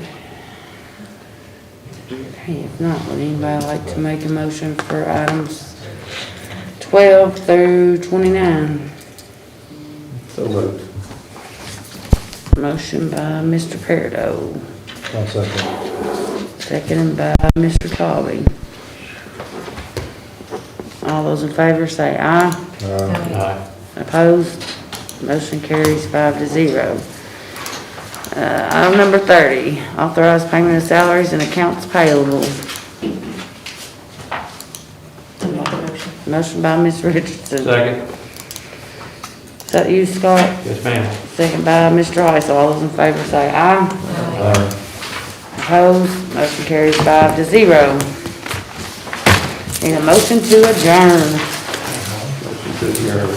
Motion by Mr. Peardo. Second. Second by Mr. Talby. All those in favor say aye. Opposed? Motion carries 5-0. Yeah. Johnny Carson did? Donnie. Oh, Johnny. I thought he said Johnny Carson. John Carson did wrong. That's why I was confused.